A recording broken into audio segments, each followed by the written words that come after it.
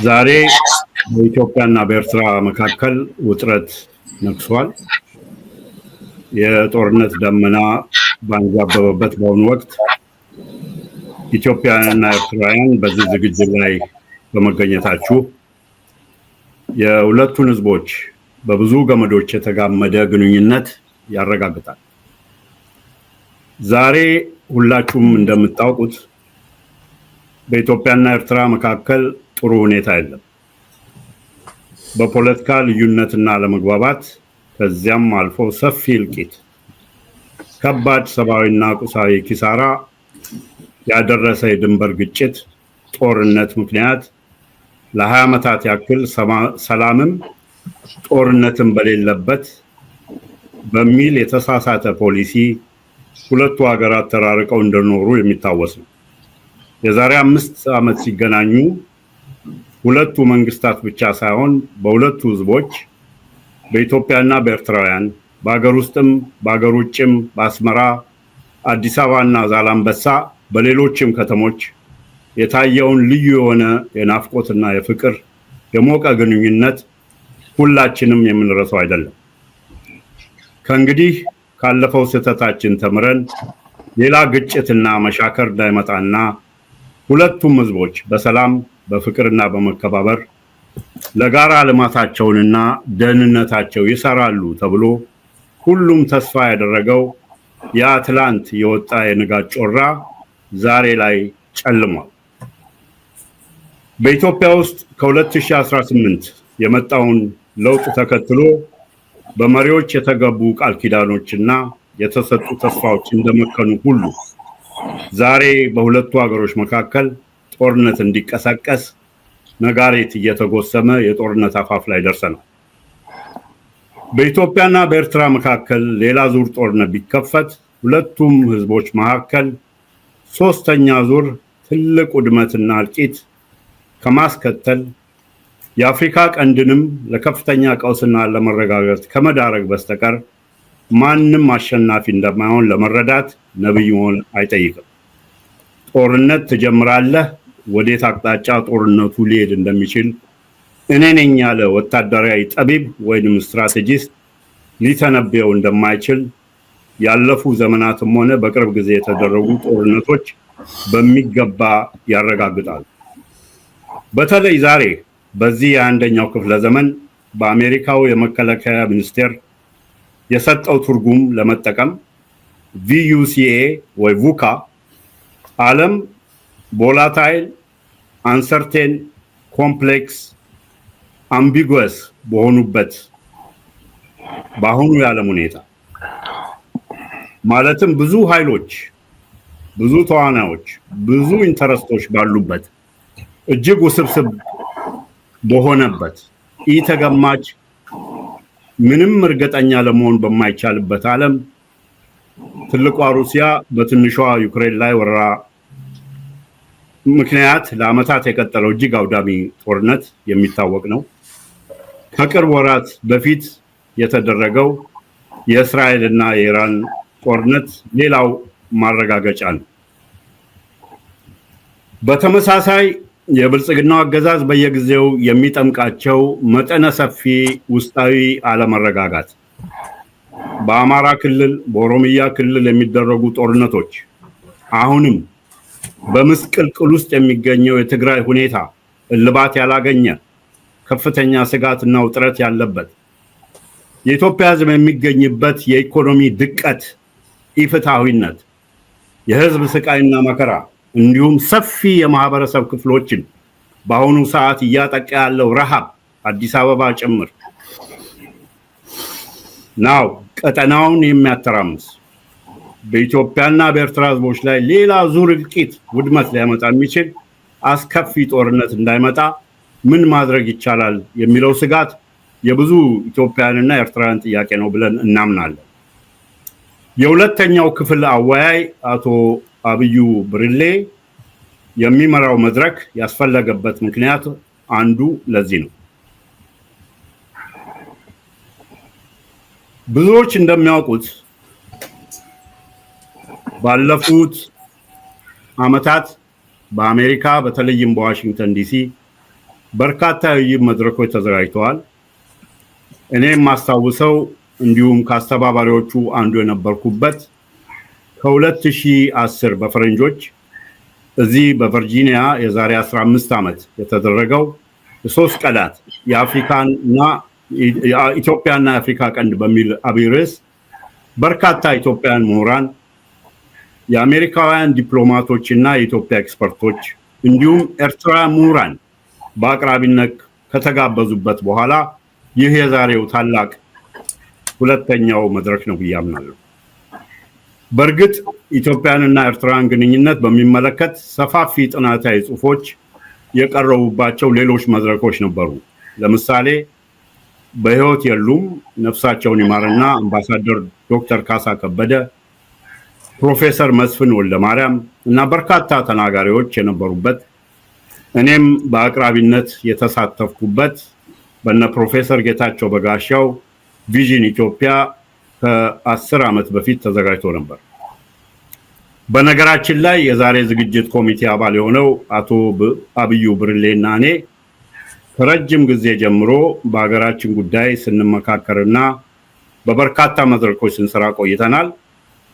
በ2008 በፈረንጆች በዚህ በዋሽንግተን ዲሲ አንድ ሳምንት ሙሉ ፕሮግራሞች የነበሩበት በብዙ ሺህ የሚቆጠሩ ኢትዮጵያውያን የተሳተፉበት የኢትዮጵያ ሚሊኒየም ለማክበር ፌስቲቫል የሙዚቃ በልዩ ልዩ ርዕሰ ጉዳዮች ላይ ጥናታዊ ጽሑፎች የተቀረቡባቸው ሲምፖዚየሞች፣ የአርት ኤግዚቢሽን የመሳሰሉ በሃዋርድ ዩኒቨርሲቲ እንዲሁም የአቶ አብዩ የመራው የቴክኖሎጂ ኮሚቴ ከዓለም ባንክ ጋር በመተባበር የቪዲዮ ኮንፈረንስ ተደርጎ ነበር።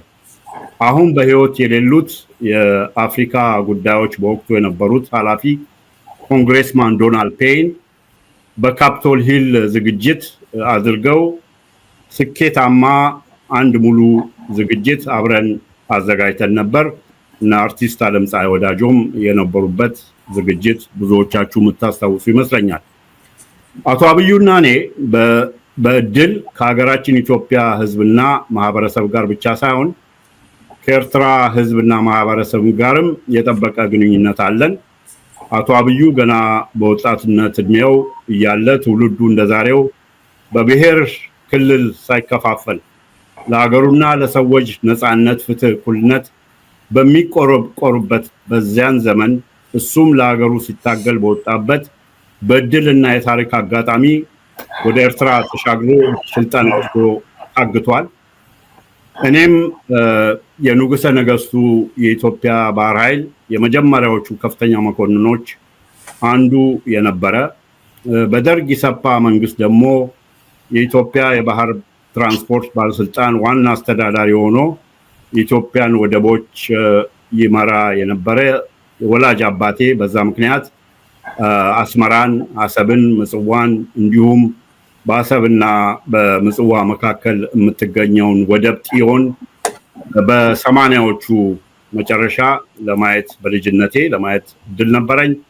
ከመጣሁበት ቤተሰብ የተነሳም ከበርካታ የአፋር ቤተሰቦች በስልጣን ላይ ዛሬ የሚገኙ ሌሎችም በስልጣን ውስጥ የሌሉ ውጭ ያሉ ጋር በጣም የረጅም ጊዜ ቁርኝት አለን፣ በቤተሰብ ሳቢያ ማለት ነው።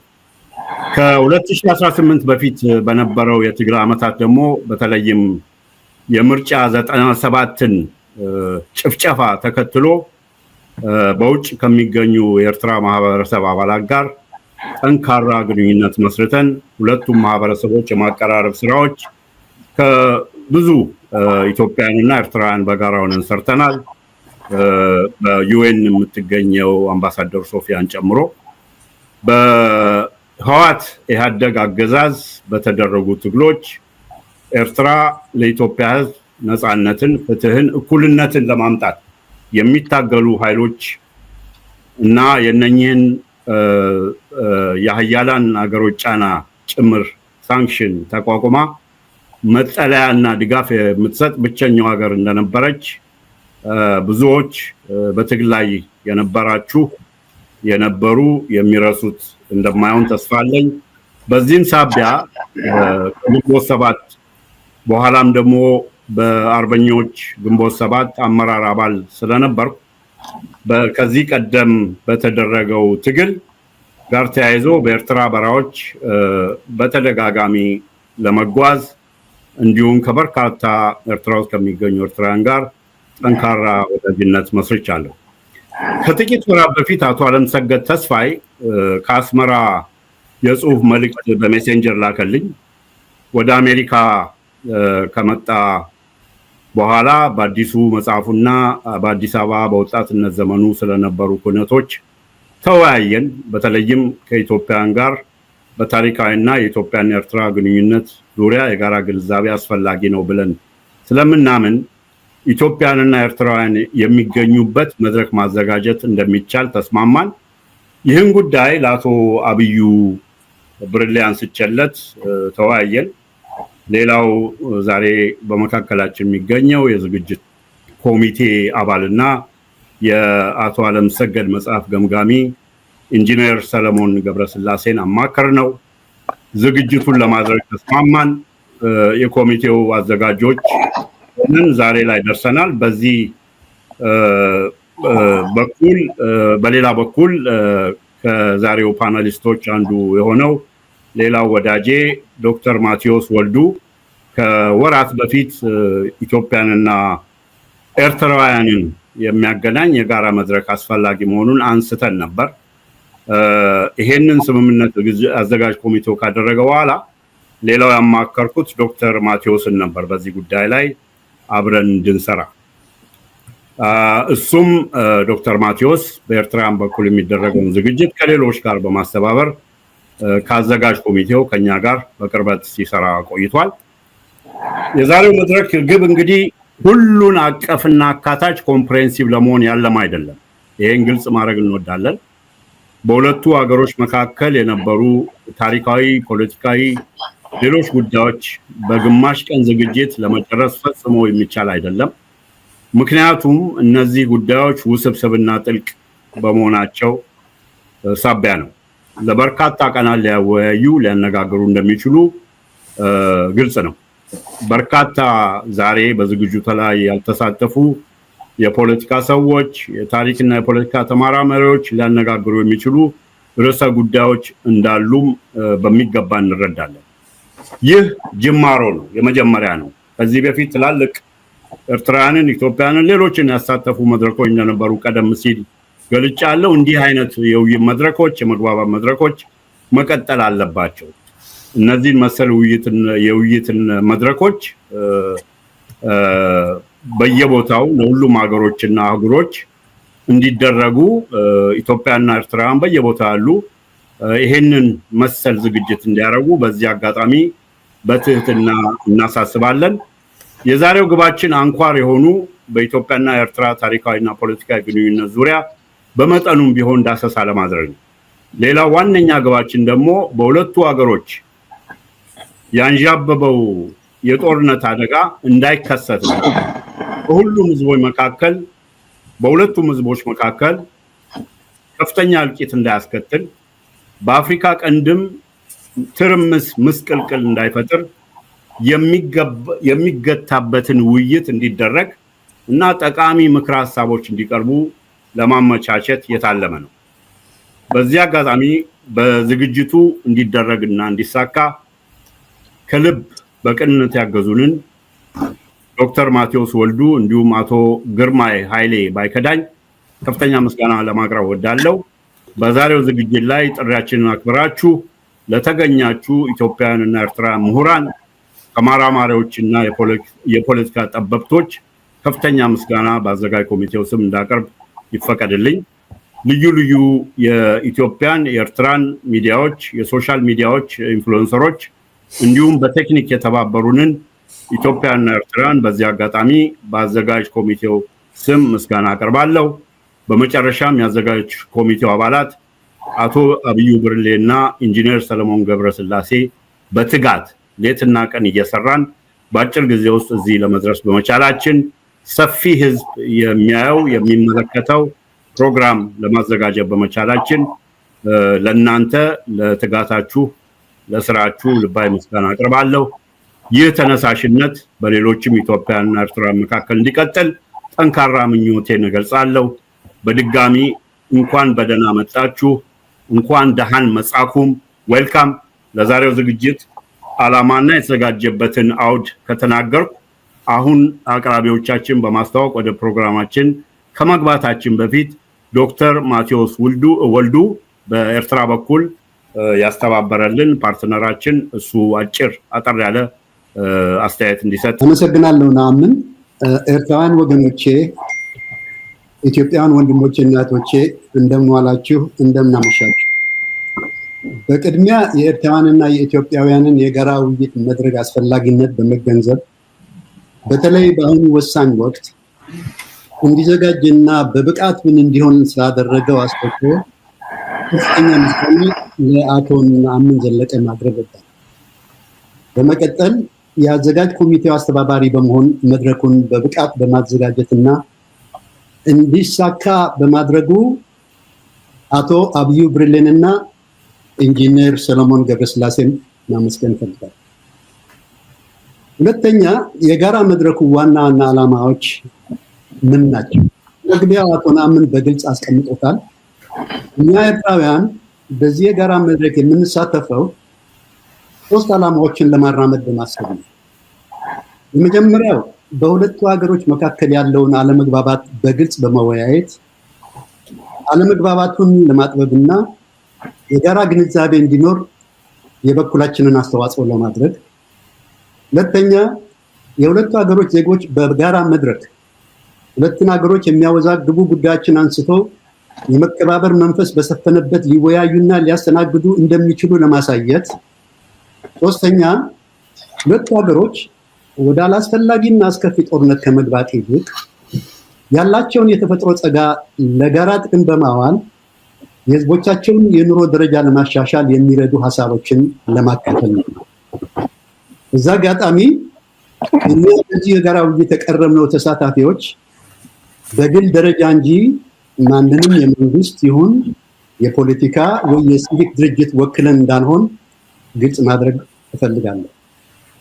ሁለተኛ፣ የሁለቱ ሀገሮች ግንኙነትን ለማቀራረብ እንዲረዳ እንዲሁም እይታችንና አስተያየታችንን ለኢትዮጵያውያን ወንድሞቻችንና እህቶቻችን እንዲደርስ በማሰብ በዚህ መድረክ ሀሳባችንን በአማርኛ እንደምናቀርብ ማሳወቅ እወዳለሁ። ሶስተኛ፣ በመድረኩ ጥያቄ ይሁን አስተያየት ለምታቀርቡ ኤርትራውያን ወገኖቼ ጥያቄያችሁንና አስተያየታችሁን በትግርኛ ወይ በእንግሊዝኛ ማቅረብ እንደምትችሉ ማሳሰብ እወዳለሁ። አመሰግናለሁ። መልካም ቆይታ። አሁን ቀጥለን ወደ ዋናው ፕሮግራማችን ነው የምንገባው። በፕሮግራማችን መሰረት የመጀመሪያው ተናጋሪ አቶ አለምሰገድ ተስፋይ ናቸው። አቶ አለምሰገድ ተስፋይ ጠበቃና የታሪክ ተመራማሪ፣ የታሪክ ጸሐፊ ናቸው። በኃይለሥላሴ ዩኒቨርሲቲ በሎ ኤልኤልቢያቸውን አግኝተዋል። ዩኒቨርሲቲ ኦፍ ኢሊኖይስ እንደዚሁ ሁለተኛ ዲግሪያቸውን አግኝተዋል።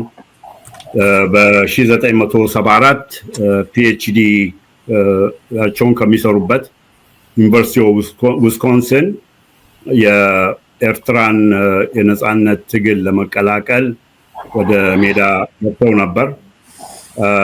አቶ አለምሰገድ በርካታ መጽሐፎችን፣ ቲያትሮችን፣ አጫጭር ድርሰቶችን፣ አጫጭር ልቦለዶችን፣ የልጆች መጽሐፍትን የጻፉ ብዙ መጽሐፍት የደረሱ ጸሐፊ ናቸው፣ ደራሲ ናቸው።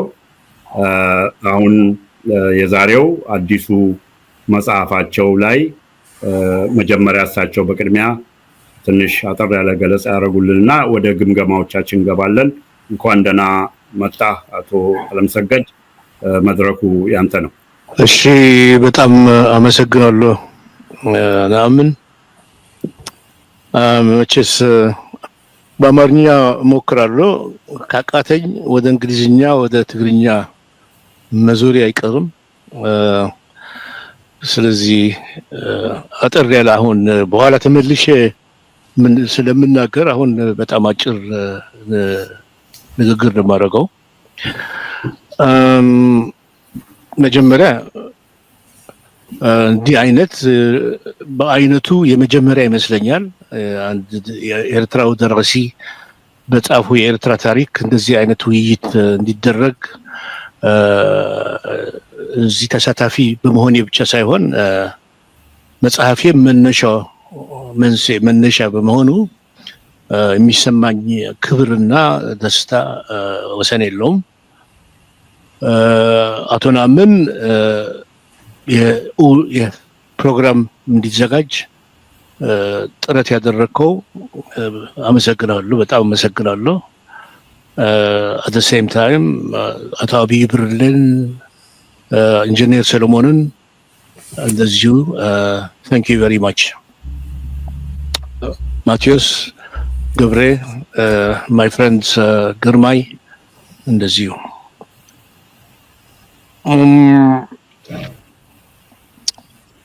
ታሪክ የማይንቀሳቀስና በአንድ ገጽታ የሚቆም አይደለም። ኢትስ ኖት ስታቲክ ኤንድ ዋን ዳይሜንሽናል አይደለም። የታሪክ እውነቶች በማስረጃና በተለያዩ ትርጓሜዎች ስለሚመሰረቱ የታሪክ ትርኮች ወይ ትርክታዎች ነው የሚባለው ናራቲቭስ ሁልጊዜ አከራካሪ ናቸው። ትርክቶች ናራቲቭ ምንድን ነው? ትርክቶች።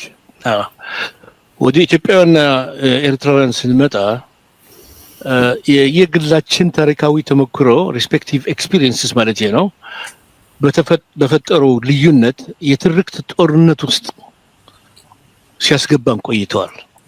ይህ የትርክት ጦርነት ሬሚኒሰንት ኦፍ the positional warfare ለአመታት በመካከላችን የተካሄደው እና ብዙ ውድመትና የሰው ህይወት ያጠፋ የሱን ከሱ ጋር አብሮ የሄደ ነው።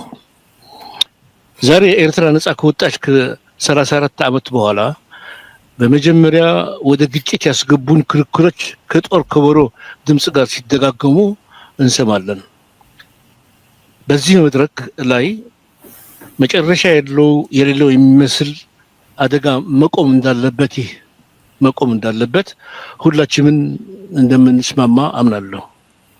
ይህን የታሪክ ኢምፓስ ምንድነው የሚባለው? ኢምፓስ እንዴት እንያዘው ላይ ነው እንግዲህ አሁን የምናገረው። አጣብቂኝ በራሴ ተሞክሮ ልጀምር። ከኤርትራ ወደ ኢትዮጵያ ልክ በፌዴሬሽኑ አጋማሽ የኤርትራ ተማሪዎች የፌዴራሉን መንግስት በመቃወም አድማ ላይ እንዳሉ እና የቀዳማዊ ኃይለ ሥላሴ ሁለተኛ ደረጃ ሲምቦል የኢትዮጵያ ፌዴራል ፕሬዘንስ ሲምቦል የነበረው በሰባበሩበት ሳምንት በ1957 ዓመተ ምህረት ነው ወደ አዲስ አበባ የሄድኩት። ሜይ ማለት ነው። ሉል መኮንን የሞቱ ሰሞን ነው። እንግዲህ ያልተወለዳችሁ ሰዎች አላችሁ መሰለኝ በዛን ጊዜ። በዚህ ምክንያት ብዙዎች ኢትዮጵያውያን የኤርትራ እውነተኛ እና በዛን ጊዜ ብዙዎች ኢትዮጵያውያን የኤርትራ እውነተኛና ሊካድ የማይችል አንአሴይላብል የሆነ የኤርትራ ታሪክ ብለው የሚያምኑበትን ትርክት አውቀዋለሁ። በደንብ ነው የማውቀው። ከዛን ጊዜ ጀምሬ ነው የማውቀው እስከዚህ ድረስ እስከምን ድረስ ኃይለኛ እምነት እንደነበራቸው በዛ ትርክት ስለ ኤርትራ የነበረው ትርክት። ኤርትራውያን ከዚህ ከተባለው ትርክት የተለየ የኛ ብሎ የሚያምኑበት ብቻ ሳይሆን ሊዋጉለትና ሊሞትለት ዝግጁ የሆኑ ታሪክ አላቸው ሲባል አለመቀበል ብቻ ሳይሆን ቁጣና ጠብ የሚቀሰቅስ አደገኛ ሐሳብ ሲቆጠር ራሴ የተሞከርኩት ጉዳይ ነው። እስከነ አንዳንዴማ እስከነ ድብድቡ ነበር እንደዚህ የተሞከርኩት። እኔ ራሴ አውቀዋለሁ ማለት ነው። ቀላል ነገር አይደለም። አሁን የኢትዮጵያ ትርክት ስለ ኤርትራ አይደል አንቀበልም ወይ ፎልስ ነበር ወይ ምናምን ተብሎ ሲነገር ምን አይነት ስሜት በኢትዮጵያውያን እንደሚቀሰቅስ እስከምን ድረስ ኢሞሽናል እንደሆነ ጉዳዩ ይገባኛል። እኔ በበኩሌ አውቀዋለሁ ማለቴ ነው።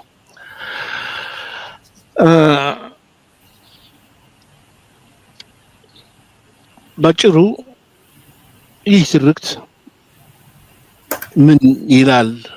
ይሄ መጽሐፍ የአፍሪካን ፒፕልስ ኩዌስት ፎር ፍሪደም ኤንድ ጃስቲስ ምንድን ነው የሚለው? what does it contain, what does it say የሚለው ልለፍ።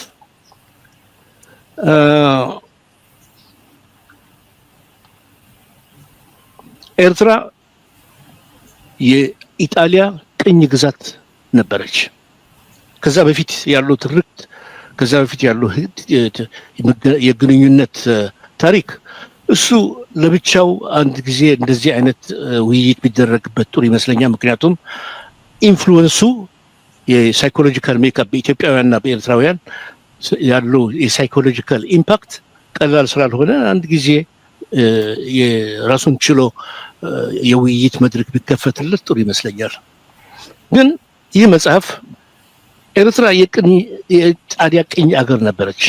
እንደ ሁሉም የቅኝ አገር የነበሩት የአፍሪካ ሀገሮች አንዷ ኤርትራ ነበረች። እንደ ኬንያ፣ እንደ ዩጋንዳ፣ እንደ ታንጋኒካ፣ እንደ ናይጄሪያ፣ እንደ ጅቡቲ፣ እንደ ሶማሊያ፣ በተለይም እንደ ሶማሊያና እንደ ሊቢያ የጣሊያን ቅኝ ግዛት ነበረች። በዲኮሎናይዜሽን ሂደት ግን አላለፈችም። ለብቻዋ ተለይታ ለሌሎች የአፍሪካ ሀገሮች የተሰጠውን የዲኮሎናይዜሽን መብት ተነፈጋት። ይህ መጽሐፍ ከዛ ከዲኮሎናይዜሽኑ መነፈግ ጀምሮ እስከ ብረታዊ አርምድ ሬቮሉሽን እንዴት እንደደረሰች የሚገልጽ መጽሐፍ ነው እና ይህ ትርክት ከቅኝ ግዛትነት ወደ ነፃነት የሄደው የኤርትራ ትርክት ከዛ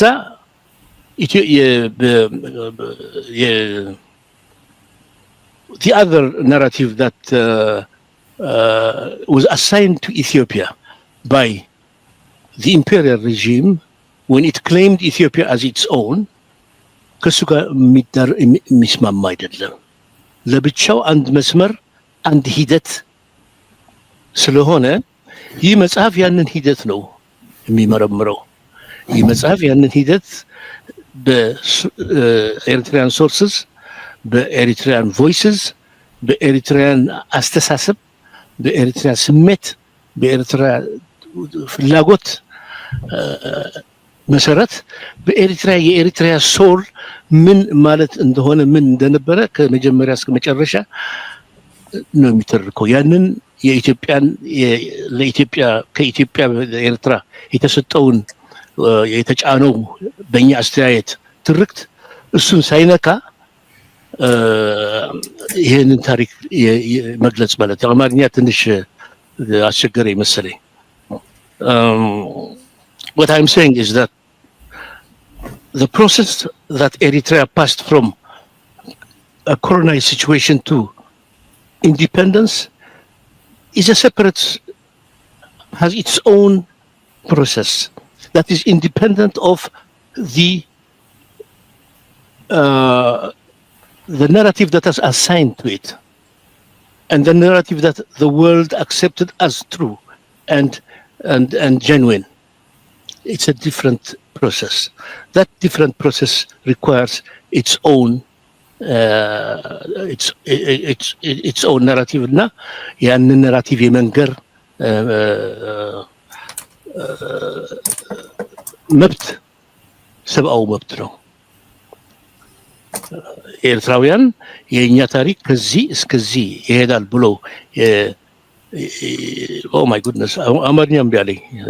ስለዚህ በትግርኛ ጥሩ ነው ቀጥል ሶኬ ምክንያቱም ብዙ ሰው ኮንቲኒው እኔ ምንድን ነው የምላሉት ያ ፕሮሰስ ከቅኝ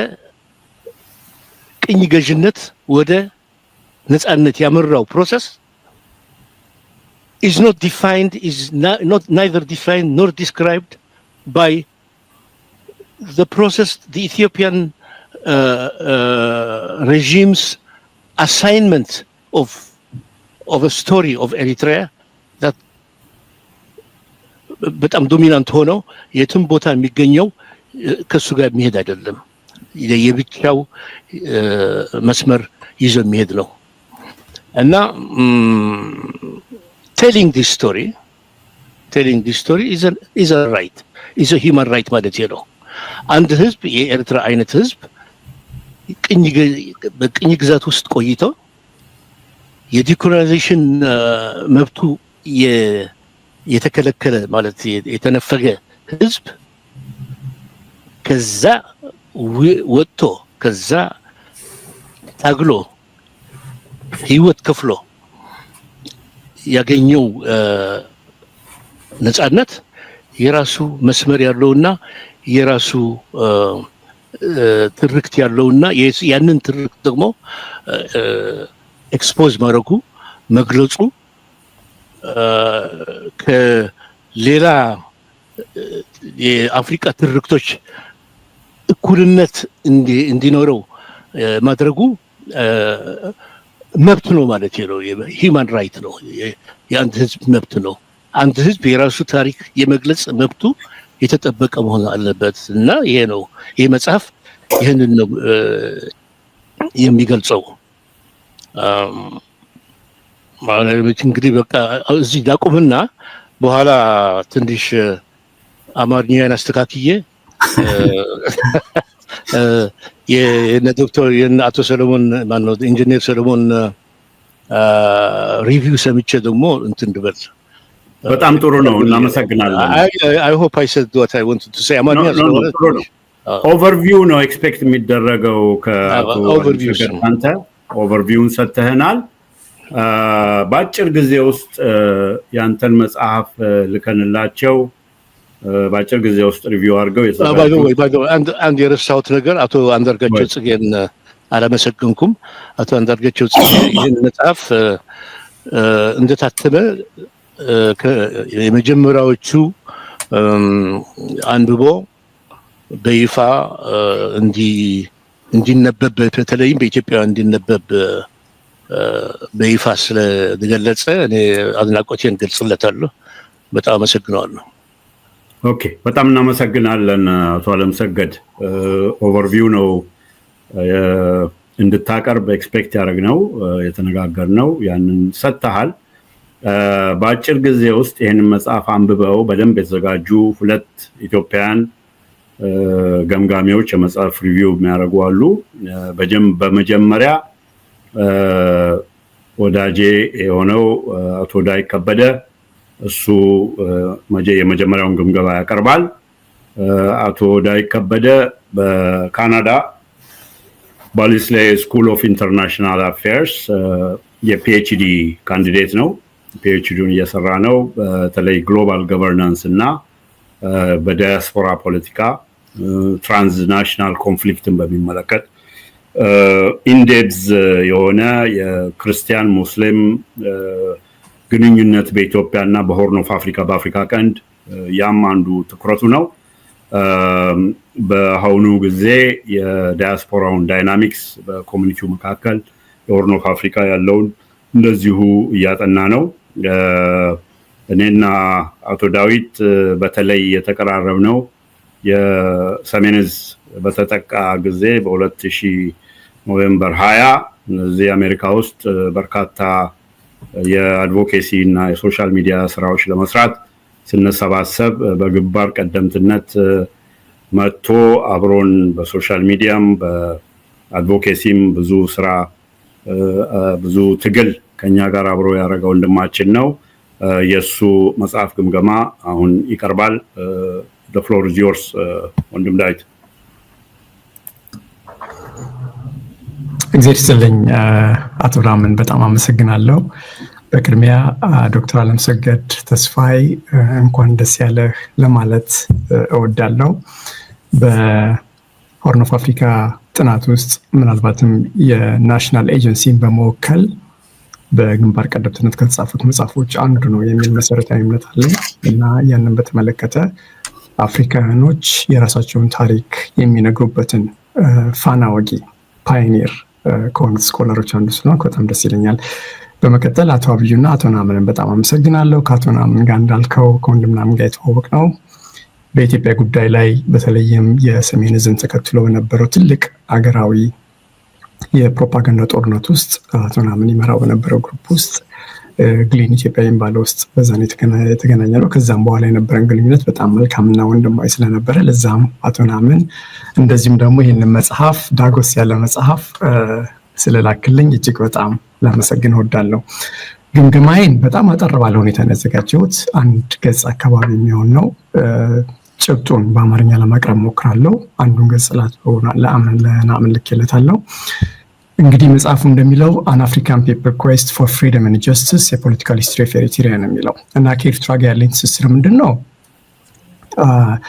ማህበራዊ ትስስር ነበረን። በልጅነት ኢትዮጵያ በማድግበት ጊዜ ከጎረቤት አንስቶ የምናውቃቸው እንደዚሁም ደግሞ የቤተሰብ የቅርብ ወዳጅ የነበረ አቶ ዛሃሉ ጽጌ የሚባል ኤርትራዊ ምንጊዜ ማረሳውም የአባቴ የቅርብ ወዳጅ ነበረ። ከዛን ጊዜ ጀምሮ የዳበረ ነው እና ወታደራዊ መንግስት ስልጣን ላይ በነበረበት ወቅት እንግዲህ ፖዚሽናሊቲን ለማሳየት ነው ከየት እንደመጣ ይህን መጽሐፍ በመገመገምበት ጊዜ ከዛን ጊዜ ጀምሮ ኤርትራን ኢንቴሌክቹዋሊ አንደርስታንድ የማድረግ ፍላጎቱ ነበረኝ። ለምንድን ነው ይሄ የሆርን ኦፍ አፍሪካን ፖለቲክስ ጂኦፖለቲክሱን ለሚያጠና ሰው በኤርትራና በኢትዮጵያ መካከል የነበረው በተለይም ከ61 እስከ 91 የነበረው ጦርነት ወደዛ ስለምን አመራ የሚለውን ነገር በደንብ ግንዛቤ ለማግኘት የአቶ አለምሰገድ መጽሐፍ በጣም ጥሩ ግንዛቤ ያስጨብጣልና ቲሲሱን በተመለከተና ሜቶዶሎጂውን በተመለከተ አጠር ያለ ነገር ለማለት እሞክራለሁ።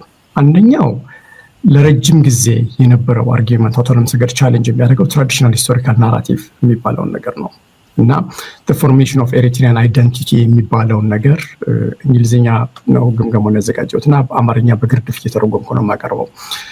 የኤርትራን ናሽናሊዝም ወይንም ደግሞ ኤሪትሪያን አይደንቲቲ ፎርሜሽን የሚባለው ነገር መቼ ብቅ አለ የሚለውን ነገር ወደ ኋላ መልሶት ሞደርን ስቴት ኦፍ ኤሪትሪያ ከ1890 ከተፈጠረችበት ጊዜ አንስቶ የተለያዩ ኤክስቴንሲቭ የሆኑ አርካይቫል እንደዚሁም ደግሞ ቃለመጠይቆችን አድርገዋል። ከዛን ጊዜ ጀምሮ ነው ያ ኮንሽስነስ በኤሪትሪያን አይደንቲቲ የሚለው ፎርሜሽኑ ወደዛ ነው የሚወስደው። አሁን የተፈጠረ ሳይሆን ከዛን ጊዜ ጀምሮ አሁን የምናየውን ሞደርን ኤሪትሪያ ማፕ በምትመለከቱበት ጊዜ ላቲቲዩዱ ሎንጊቲዩዱ እንዳለ ሆኖ ከዛን ጊዜ ጀምሮ የነበረ የአይደንቲቲ ፎርሜሽን እንዳለ ያሳየናል። ይሄ ትራዲሽናል አሰምፕሽንን ቻሌንጅ የሚያደርግ ይመስለኛል እና አንደኛው ከመጽሐፉ የወሰድኩት ከአጠቃላይ ከመጽሐፉ የወሰድኩት ግንዛቤ ያ ነው።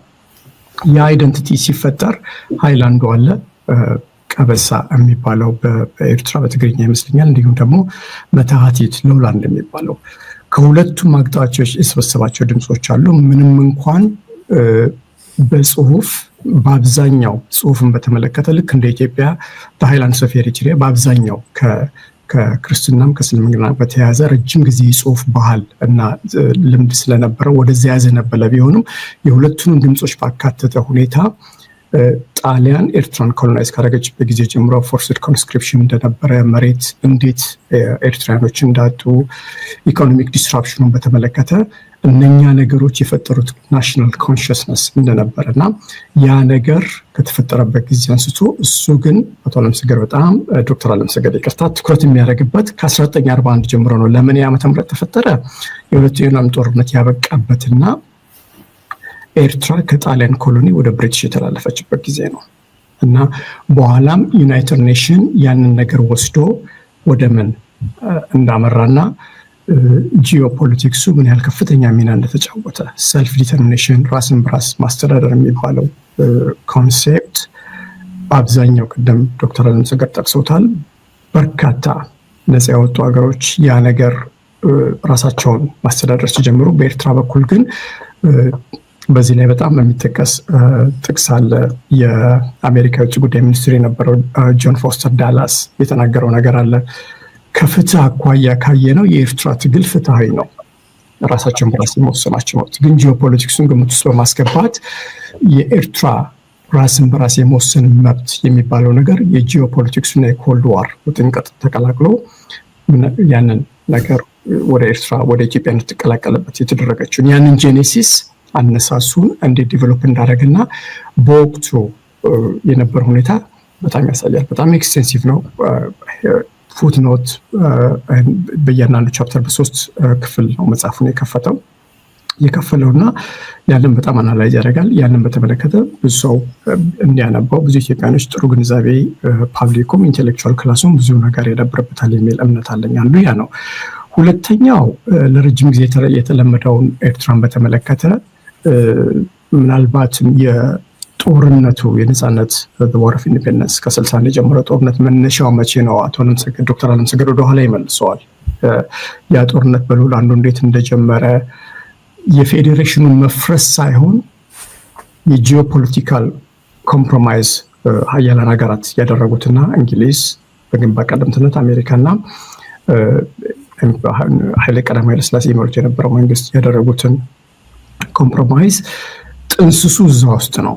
የፌዴሬሽኑ መፍረስ ሳይሆን ከዛም በፊት ምናልባትም የጦርነቱ የነጻነት ጦርነቱ ጥንስስ ወደኋላ ተመልሰን መመልከት እንዳለብንና ያ ምን ያህል አስተዋጽኦ እንዳበረከተው ይናገራል። እና ከመጽሐፉ ወስደው ትልቁ ጭብጥ አፍሮ-ኤዥያቲክን ወይም አፍሮሴንትሪክ የሆነ ስኮላርሺፕን በተመለከተ ብዙ ጊዜ በአብዛኛው ታሪኮቻችን የሚጻፉት ሆርን ኦፍ አፍሪካ በዚህ ለየት ሊል አይችልም።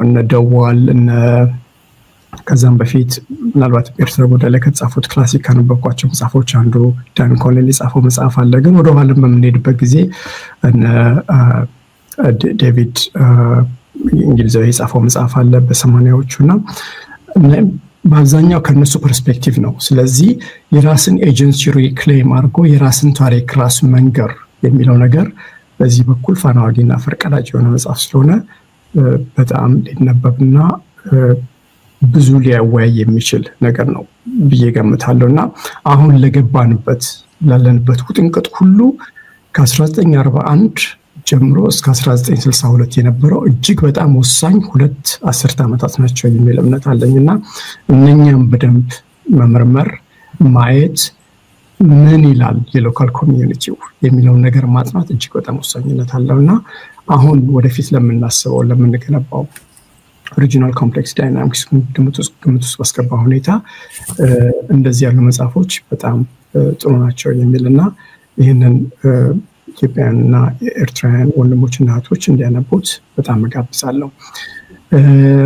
ምናልባት አንዳንድ ነገሮች ሊስተካከሉ ይችላሉ ብዬ የማስባቸው ነገሮች ካሉ አንዳንድ ምናልባት ኦቨርሳይት ሊሆን ይችላል።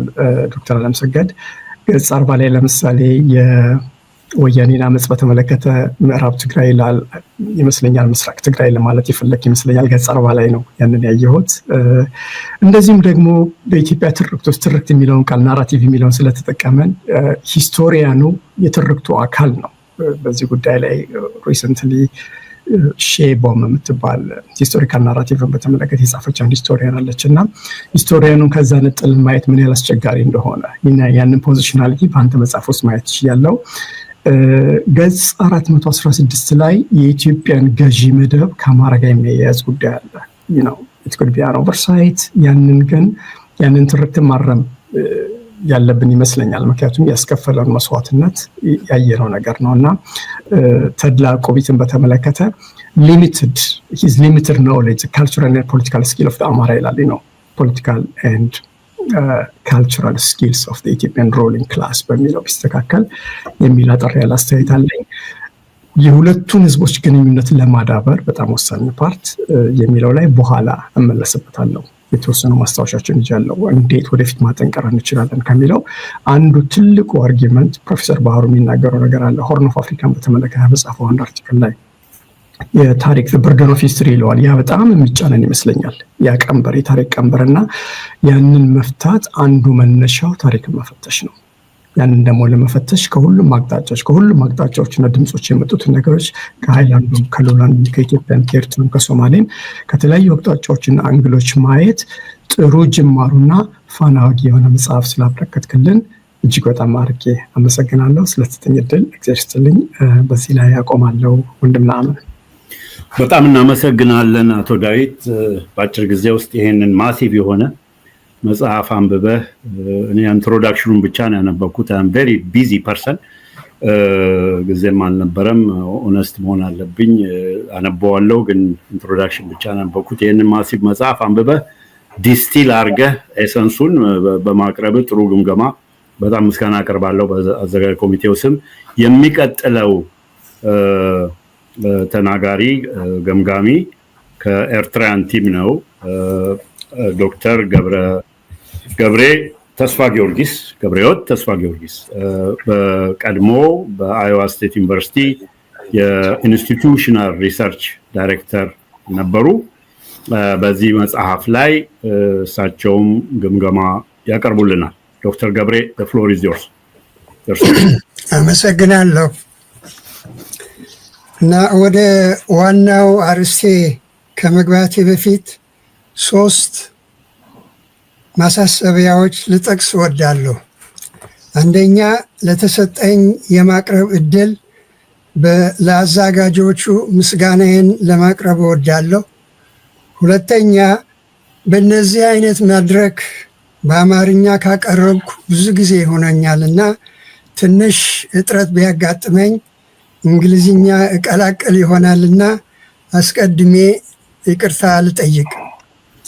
ሶስተኛ የመጽሐፉን ይዘት ኮንቴንት ለደራሲው ትቼ በደራሲውና መጽሐፉ አስፈላጊነት ሲግኒፊካንስ ለማተኮር እፈልጋለሁ። የማተኩርባቸው 4 ዋና ሀሳቦች ሆነው እነሱን ማሰስ እፈልጋለሁ። የመጀመሪያው በአንድ ተደጋግሞ የሚነገርለት የአፍሪካ ተረት ወይም ፕሮቨርብ ሊጀምር።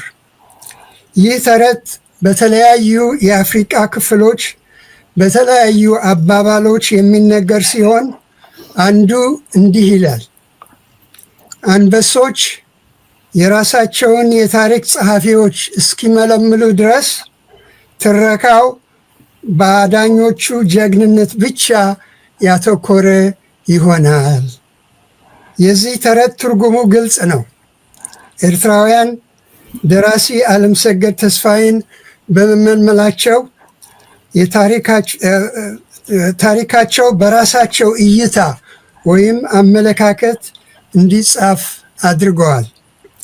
በሌላ አነጋገር በውጭ ሀገር ዜጎች የራሳቸውን አገርና ባህል መሃል ባደረገ አመለካከት ይጻፍ የነበረውን የኤርትራን ታሪክ አሁን ኤርትራውያንን መሃል ባደረገ አመለካከት ለመጻፍ ተችለዋል ማለት ነው። ይህ ዋናው የደራሲ ዓለምሰገድና የመጽሐፉ አስፈላጊነት ወይም ሲግኒፊካንስ ነው። ሁለተኛ የጸሐፊው ዓለምሰገድ ተስፋዬ ብቃትና ዝግጅት የሚመለከት ነው። ሀ የትምህርት ደረጃውና ዝግጅቱ ከፍተኛና የላቀ በመሆኑ የቋንቋና የመመርመር ችሎታዎቹም በዛው መጠን የላቁ ያደርጋቸዋል። የዓለምሰገድ የአጻጻፍ ችሎታ በቅጥ ይሁን ስታይል ማለት ነው፣ በቃላት አደራደር ወርድ ክራፍቲንግ እጅግ የሚመሰገንና አንዳችም እንከን የሌለው ነው። ሀ በኤርትራ ተወልዶ ያደገ በመሆኑ የከተማውና የገጠሩን አኗኗርና ባህል አጠናቆ የሚገነዘብና የሚያውቅ ነው። መ ከፍተኛ ደረጃ ትምህርቱን ትቶ የኤርትራን የትጥቅ ትግል ተቀላቅሎ ታጋይ በመሆን በተለያዩ ኃላፊነቶች ለብዙ ዓመታት በትግሉ ጊዜና ከነፃነት በኋላ ሲያገለግል ሁለንተናዊ ሆሊስቲክ ማለት ነው የሆነ የአገሪቱ ሕዝቦች ሊመለከትና ሊያውቅ አስችለውታል።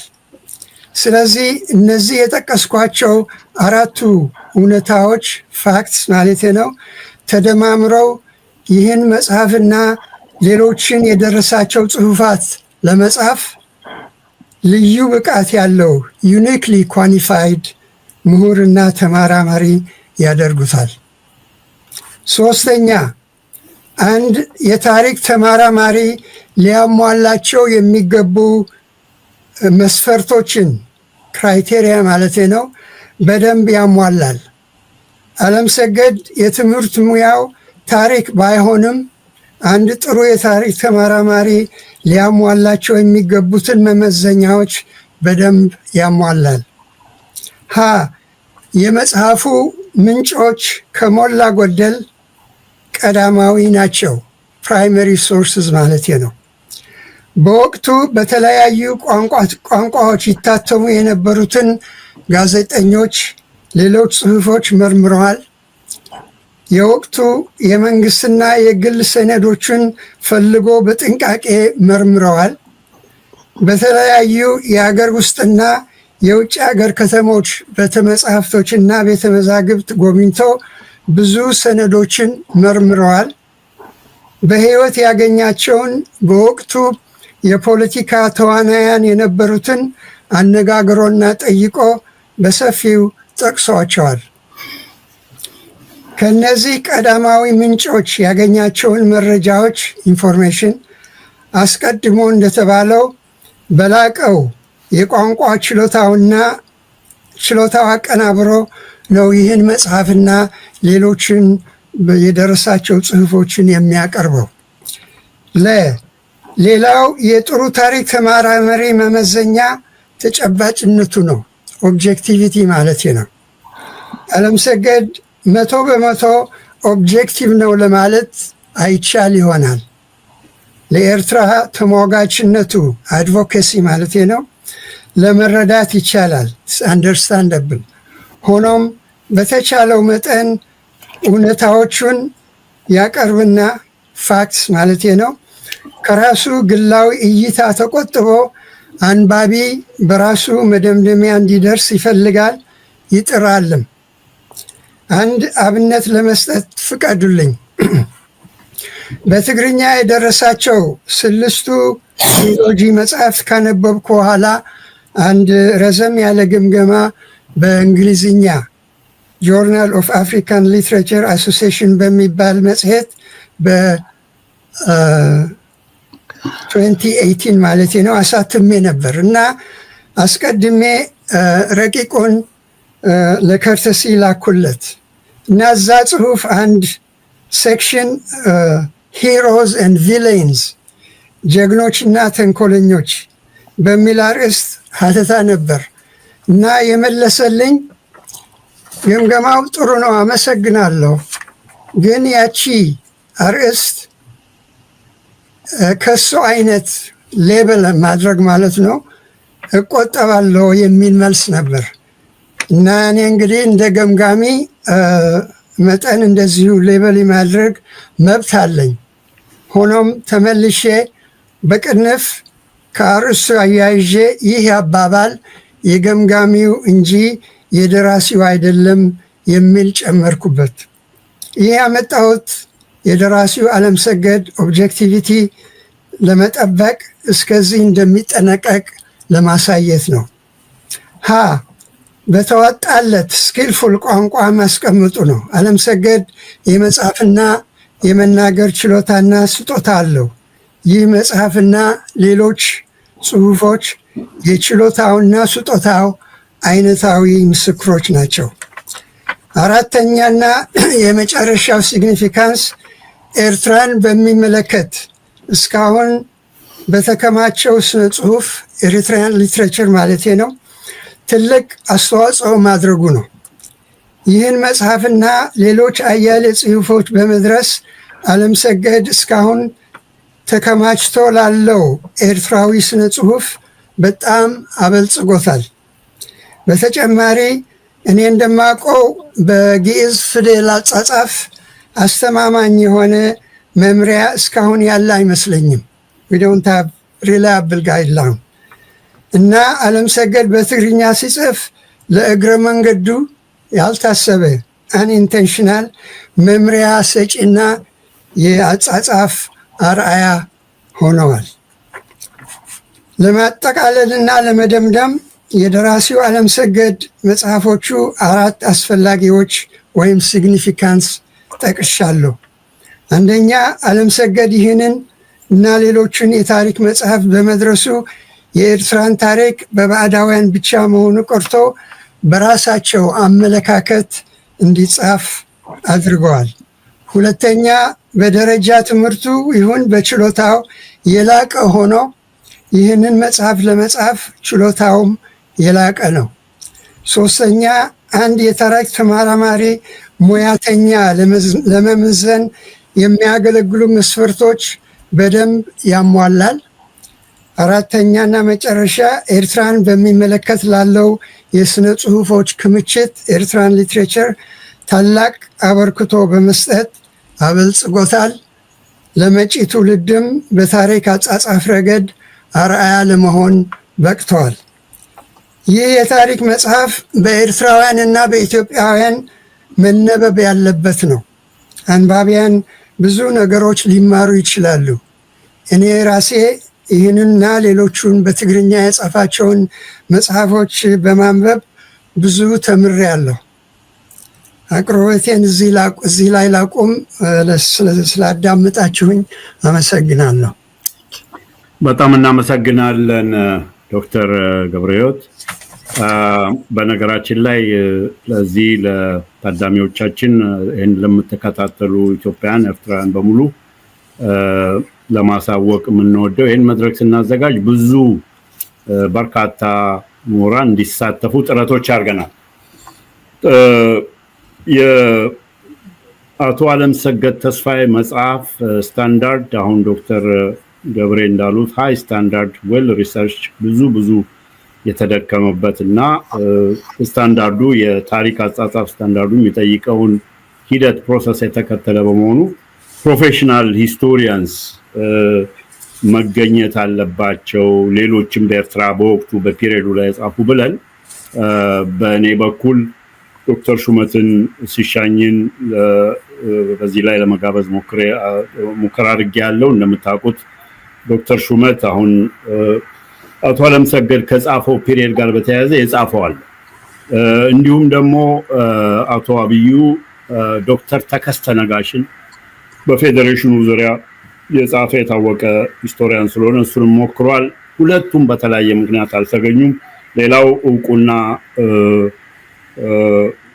ዝነኛው የኢትዮጵያ ታሪክ ተመራማሪ ፕሮፌሰር ባህሩ ዘውዴንም ለመጋበዝ ሀሳቦች ተነጋግረን ነበር። ግን ያሉበት ኢትዮጵያ ስለሆነ ምናልባት እንደዚህ አይነት መድረኩ ላይ ለመገኘት ከተለያዩ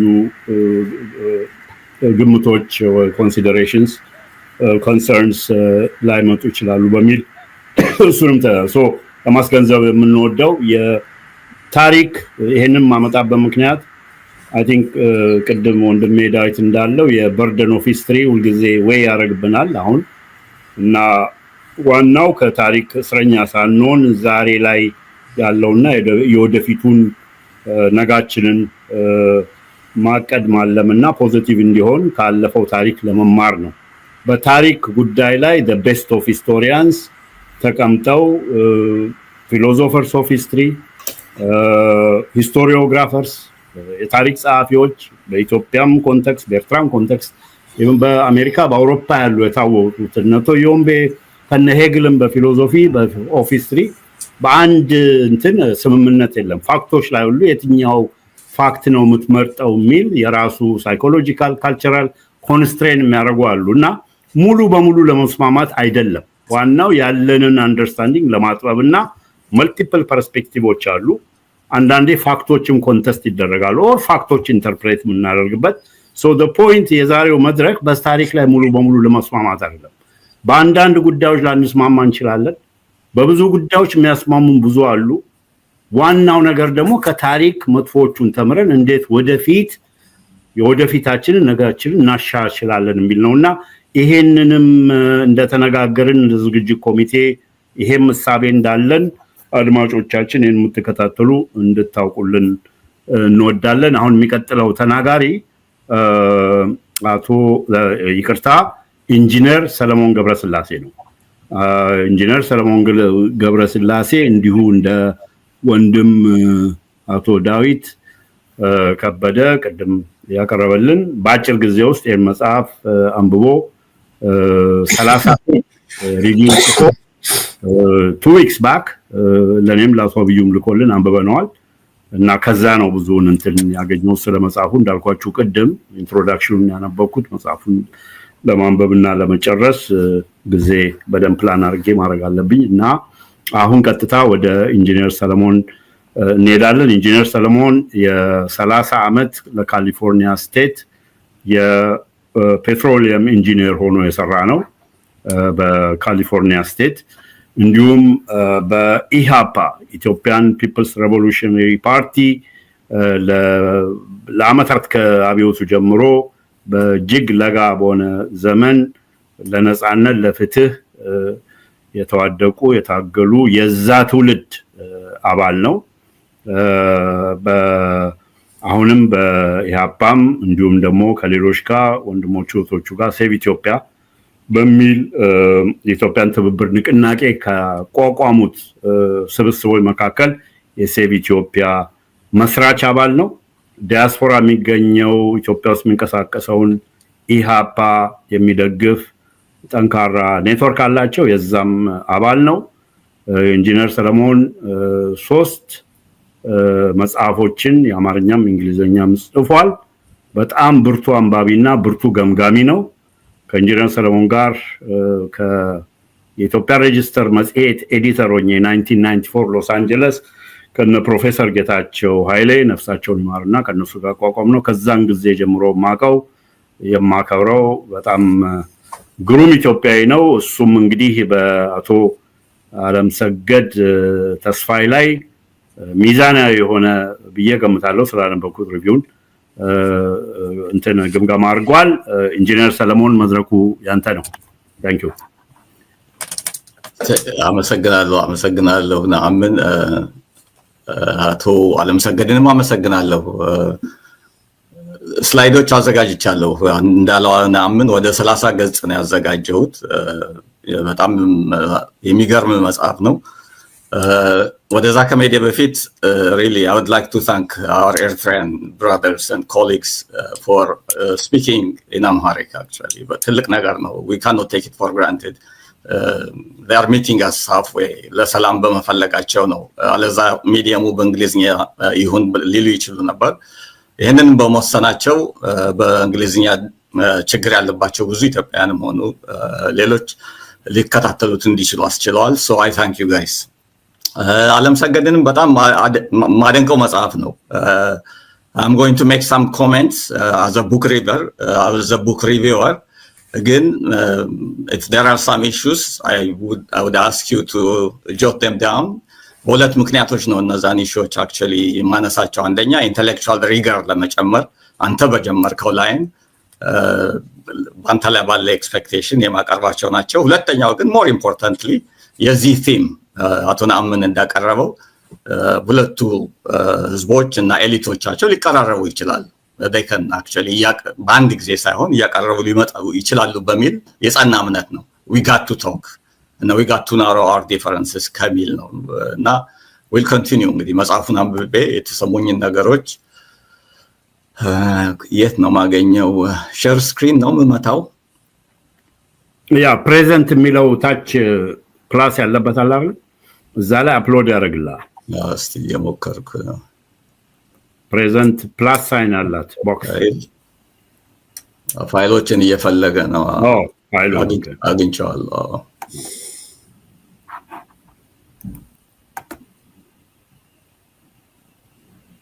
አፕሎዲንግ እያለ ነው። ትንሽ ታገሱኝ።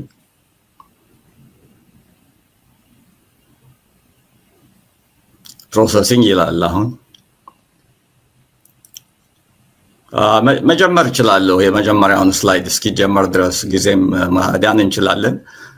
የአቶ አለምሰገድ መጽሐፍ በጣም ጥሩ መጽሐፍ ከሚያደርጉት አንዱ በተለይ የፉትኖቶቹ ብዛት ነው። አቶ ዳዊትም ይሄንን ጠቅሶታል። በቁጥር ቆጠሪያቸው ፉትኖቶቹ ከ1400 በላይ ናቸው። ይሄ ምን ያህል እንደደከመበት እና መጽሐፉ ኦብጀክቲቭ እንዲሆን ምን ያህል ጥረት እንዳደረገ የሚያሳይ ነው። ኦኬ የሚያሳይ ነው። ኦልራይት ሶርሱ እንግዲህ ሶርሶቹን እንደ መግቢያ ያልኩት the past resembles the future more than one drop of water another ይላል አንድ የቱኒዥያን የሚድል ኤጅስ ሂስቶሪያን። ይሄ እንዳይሆን ነው የምንፈልገው። የወደፊታችንም እንደዚሁ እንዳለፈው የጨለመ እንዳይሆን የዚሁ አንዱ የዚህ ጉባኤ እንትን ዓላማ ይሄ ነው አንዱ። የዓለምሰገድ መጽሐፍ በ25 ቻፕተርስ እንዳልኩት ቅድም 1400 ፉትኖትስ ያለው በተጨማሪ ደግሞ 75 ፎቶግራፎች ያሉት ነው እና የሚያካትተው ዓመት እነዚህን 20 ዓመታት ነው ወርሶ ነው። ፕራይመሪ ሶርስ ዶክተር ገብሬ እንደተናገሩት በጣም በሚገርም ሁኔታ አርካይቭስ፣ ማኑስክሪፕትስ፣ ኒውስፔፐርስ እነዚህን ሁሉ አድርጓል። አክቹዋሊ ያጠናቀቀ ነው። በጣም ጥቃቅን ሆነ ይሄ ነገር እንዴት ነው?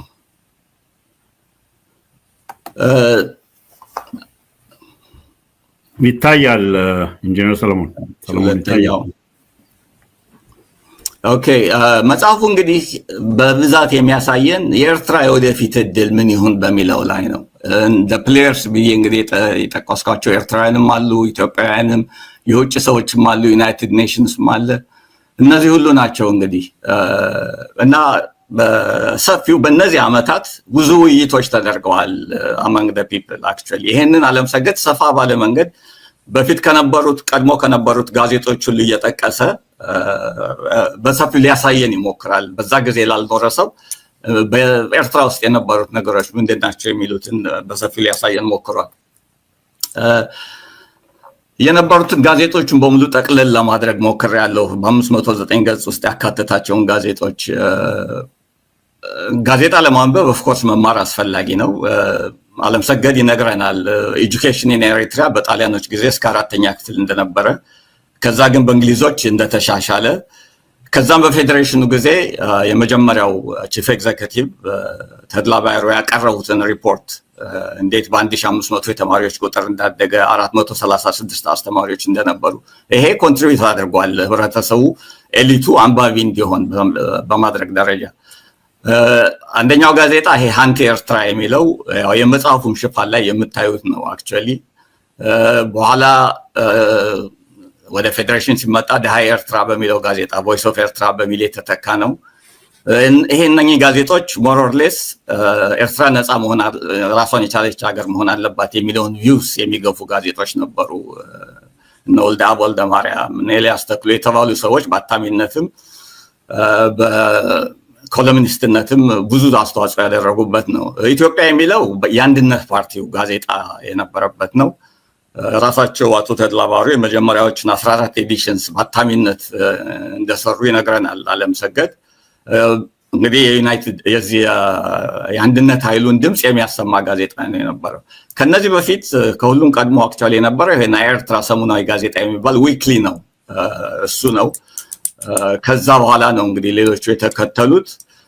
ከዛ ፌዴሬሽኑ ተቋቁሞ ደግሞ የኤርትራ አሴምብሊ ሲቋቋም ዘመን የሚል ጋዜጣ እንደመጣ ይነግረናል። ከዛ ደግሞ ቤተክርስቲያኖቹ በኦርቶዶክስ በኩል በኤርትራ ኦርቶዶክስ ቤተክርስቲያን ፍኖተ ብርሃን የሚል ጋዜጣ፣ በካቶሊክ በኩል ደግሞ ቬሪታስ ኤት ቪታ የሚል ጋዜጣ እንደነበረ ይነግረናል። የጣሊያኖች ደግሞ የግራ ጋዜጣ እንደነበረ የዛው ሎካል በኤርትራ ውስጥ ላካሮቹ የሚል ደግሞ የጣሊያን ሮም የሚታተም ለዩኒታ። እነዚህ ሁሉ እንግዲህ በህብረተሰቡ ውስጥ ይታተሙ የነበሩት በዚህ ጊዜ የነበሩ 1941 1953 ነው። ለማመሳሰል እንዲረዳ በሚል በኢትዮጵያ ውስጥስ ምን ነበር የሚለውንም ጠቅሳለሁ። እንግዲህ እንደሚታወቀው በኢትዮጵያ በአፄ ምኒልክ ጊዜ በ1906 አእምሮ የሚል የሳምንት ጋዜጣ ተጀምሮ ነበር። በዛ አንዳንድ ሀሳቦች፣ ልውጦች ከዛ ስለ ዓለም ሁኔታም ለማወቅ ወርልድ ጂኦግራፊ የሚል ሐኪም ወርቅነህ የጻፉት መጽሐፍ ነበረ። ከዛ ግራዝማች ደግሞ ገብረሕይወት ባይከዳኝ መንግስትና አስተዳደር የሚል የፖለቲካ መጽሐፍ በዚህ ወቅት ነው እንግዲህ ትንሽ ቀደም ይላል ከኤርትራ ጋዜጦች በፊት። ነገር ግን በተመሳሳይ ደረጃ ኤሊቶቹ በሁለቱም በኩል በተመሳሳይ ደረጃ ስለ ዓለም ጉዳይ በተለይ ደግሞ ኤርትራ ውስጥ ሂትድ የነበረው የኤርትራ የወደፊት ጉዳይ ምን ይሆን በሚለው ነው። ግን በተመሳሳይ ደረጃ ኤሊቶቹ እንዴት የውጭን ዓለም እንትን መገንዘብና ደግሞ የውጭ ዓለም ሞደርኒቲ ባመጣቸው የፖለቲካ ሀሳቦች ውይይቶች ማድረግ እንደተጀመረ እንግዲህ የሚያሳይ ነው። ሌላው ስላይድ ጋዜጦችን ካነሳን በኋላ አለምሰገድ አንዱ ሊደነቅበት የሚገባውን ጉዳይ የሮል ኦፍ ዊሜን ስለ ሴቶች መናገሩ ነው። ሪሊ ሊጠቅስም አይገባም ነበር። ምክንያቱም ፓትሪያርኪ ወይም የወንድ የበላይነት በሁለቱ ማህበረሰቦች በኤርትራም በኢትዮጵያም እስካሁንም ድረስ ሱፕሪም ነው በጣም። በዛ ጊዜም እንደዛ ሃይማኖቶችም ባህሎችም የሚፈቅዱ ስላልሆነ የኤርትራም ሆነ የኢትዮጵያ ሴቶች በዛ ጊዜ ወደ የ1955 እና 57 በኋላ ነው ለመወዳደርም ለመምረጥ መብት ያገኙበት። ግን አቶ አለምሰገድ ጊዜውን ወስዶ ያ መብት እንዳልተሰጣቸው ማመላከቱ በጣም ጥሩ ነው። አክቹአሊ በኤርትራም አልነበረም በኢትዮጵያም አልነበረም። አክቹአሊ በኋላ ነው 1957 ላይ ይነግረናል ሁለት የዚህ አንድነት ፓርቲ ሴቶች እንደተወዳደሩ። ውጤቱን አይነግረንም፣ ምናልባት አላለፉ ይሆናል። ግን እነሱ ደግሞ የተወዳደሩት በፌዴሬሽኑ ጊዜ የኤርትራ ወኪሎች በኢትዮጵያ የመምሪያ ምክር ቤት ይሳተፉ ስለነበር ለዛ ነው የተወዳደሩት። ያ ደግሞ በዛ ምክር ቤት የተወዳደሩ ኤርትራውያን ትልቁ ሌጋሲያቸው ፌዴሬሽኑ በፈረሰ ጊዜ በተቃውሞ በይፋ ከወጡት አካሎች አንደኛው እንደሆነ አቶ አለምሰገድ ይነግረናል። ችግር አለበት ይሄ እንትን ኔክስት ስላይድ ሌላ እንትን የሰጠኝ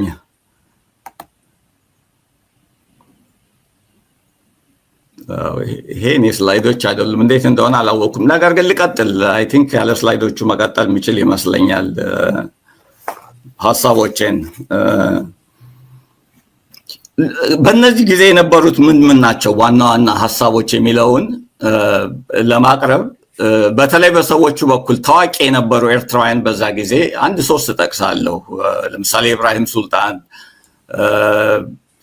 ወልደ ማርያም በጣም የታወቁ ጸሐፊም ገጣሚም እንደነበሩ በሰፊው ያስረዳናል። በተለይ ኢብራሂም ሱልጣን በዚህ በኤርትራ ነፃ መንግስት መሆን አለባት በሚለው ወገን በኩል እስካሁን ላለው ትውልድ ሁሉ ምሳሌ የሚሆን በክርስቲያኖች እና በእስላሞች መካከል የመጀመሪያው የኢንዲፔንደንስ ብሎክ ፓርቲ ኮንግሬስ ላይ ኢምፓስ ቅድም አቶ አለምሰገድ አይነት ያለው አጣብቂኝ ውስጥ በገቡበት ጊዜና ረፍት በወጡበት ጊዜ ፋርሳይትድ የሆኑ ሰው በመሆናቸው ሊስን አንድ አመት ክርስቲያን አንድ አመት እስላም ወይም ሙስሊም መሪ መሆን አለበት እና ለመጀመሪያው ደግሞ ክርስቲያን ይሁን የሚል ይሄ እንግዲህ ትልቁን ፓርቲ ሙስሊም ላይ የሚባለውን የሚመሩ ሰው ናቸው። አክቹአሊ በቁጥር ቢኬድ እሳቸው ነበር የሚሆኑት እና እንዲህ አይነት እንትን የነበረው አመራር የነበረው እና ለኤርትራም ደግሞ የፖለቲካ አስተዋጽኦ ከፍተኛ እንትን ያደረጉ ናቸው። አቶ ወልደ ማርያም ኦፍ ኮርስ በሰፊው በስነ ጽሁፍ በጣም የታወቁ ሰው ናቸው። በኋላም ደግሞ አቶ አለምሰገድ እንደሚነግረን ወደ ካይሮ ሄደው ለ9 ወር ያህል ሬዲዮ ካይሮ ውስጥ ፕሮግራሞች ነበሩ። ግን በትግርኛ የኤርትራን ወጣት በማንቀሳቀስ ረገድ ከፍተኛ ሙያ ተጫውተዋል። ሌላው ሶስተኛ ሰው አድርጌ የምጠቅሰው ብላታ ናቸው መሰለኝ ኦመር ቃዲ የሚባሉ ሰው እሳቸውም ትልቅ ተጫውተዋል። ብዙ አካሄዳቸው እሳቸው በፊት ካነሳቸው ሁለቱ የሚለዩት ኮንዲሽናል ዩኒቲ የሚለውን ከኢትዮጵያ ጋር ያምኑ ነበር። በዛ ኮንዲሽናል ዩኒቲ ግን የኤርትራ ልዩ ፊቸርስ እና ልዩ ባህሪ መከበር አለበት፣ እንዲሁ አፔንዴጅ መሆን የለባትም የሚል እምነት የነበራቸው ሰው ናቸው። ከዛ ሌሎች ፈረንጆችም ነበሩ። በተለይ ፌዴሬሽኑ ከመጣ በኋላ ፌዴሬሽኑ እንዲሰራ በተለያየ ደረጃ የሞከሩ አንዱ አሻሚ የነበረው የዚህ ሬቨኒው ወይም የገቢ አከፋፈል ነበረ። በከፍተኛ ደረጃ ወደ ኢትዮጵያ ገቢው እየሄደ ስላስቸገረ ያንን በሚመለከት ኦዲተር ነበረ።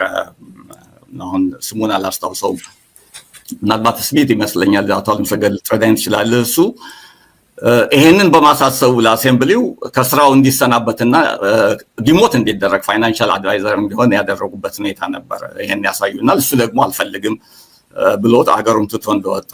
ሌላ የዚህ ፌዴራል አክቱ የኤርትራን ህገ መንግስት ያቋቋመ ስለነበረ በፍርድ ቤት ውስጥ ብዙ የፎሬን ሰዎች በተለይ ቺፍ ጀስቲሱ ጄምስ ሼረር የሚባል ስዊድናዊ ኖርድስትሮም የሚባል በከፍተኛ ደረጃ ኤርትራ በፌዴሬሽኑ መሰረት ራሷን ችላ ልትተዳደር የምትችልበትን መንገድ ከዚህ ከኢትዮጵያ መንግስት የሚመጣውን ግፊት ከዩኒየኒስት ፓርቲ የሚመጣውን ግፊት ለመቋቋም ብዙ ጥረት ያደረጉ ሰዎች ነበሩ። አክቹዋሊ በፖሊሱም በኩል ነክራክኔል እንደ ራይት የሚባሉ ፖሊስ ኮሚሽነሮች ጀነራል ተድላ ቆቢት ከመምጣታቸው በፊት ከፍተኛ ጥረት አድርገዋል እና እንዲሰራ ማለት ነው እንዲቀጥል ለማድረግ።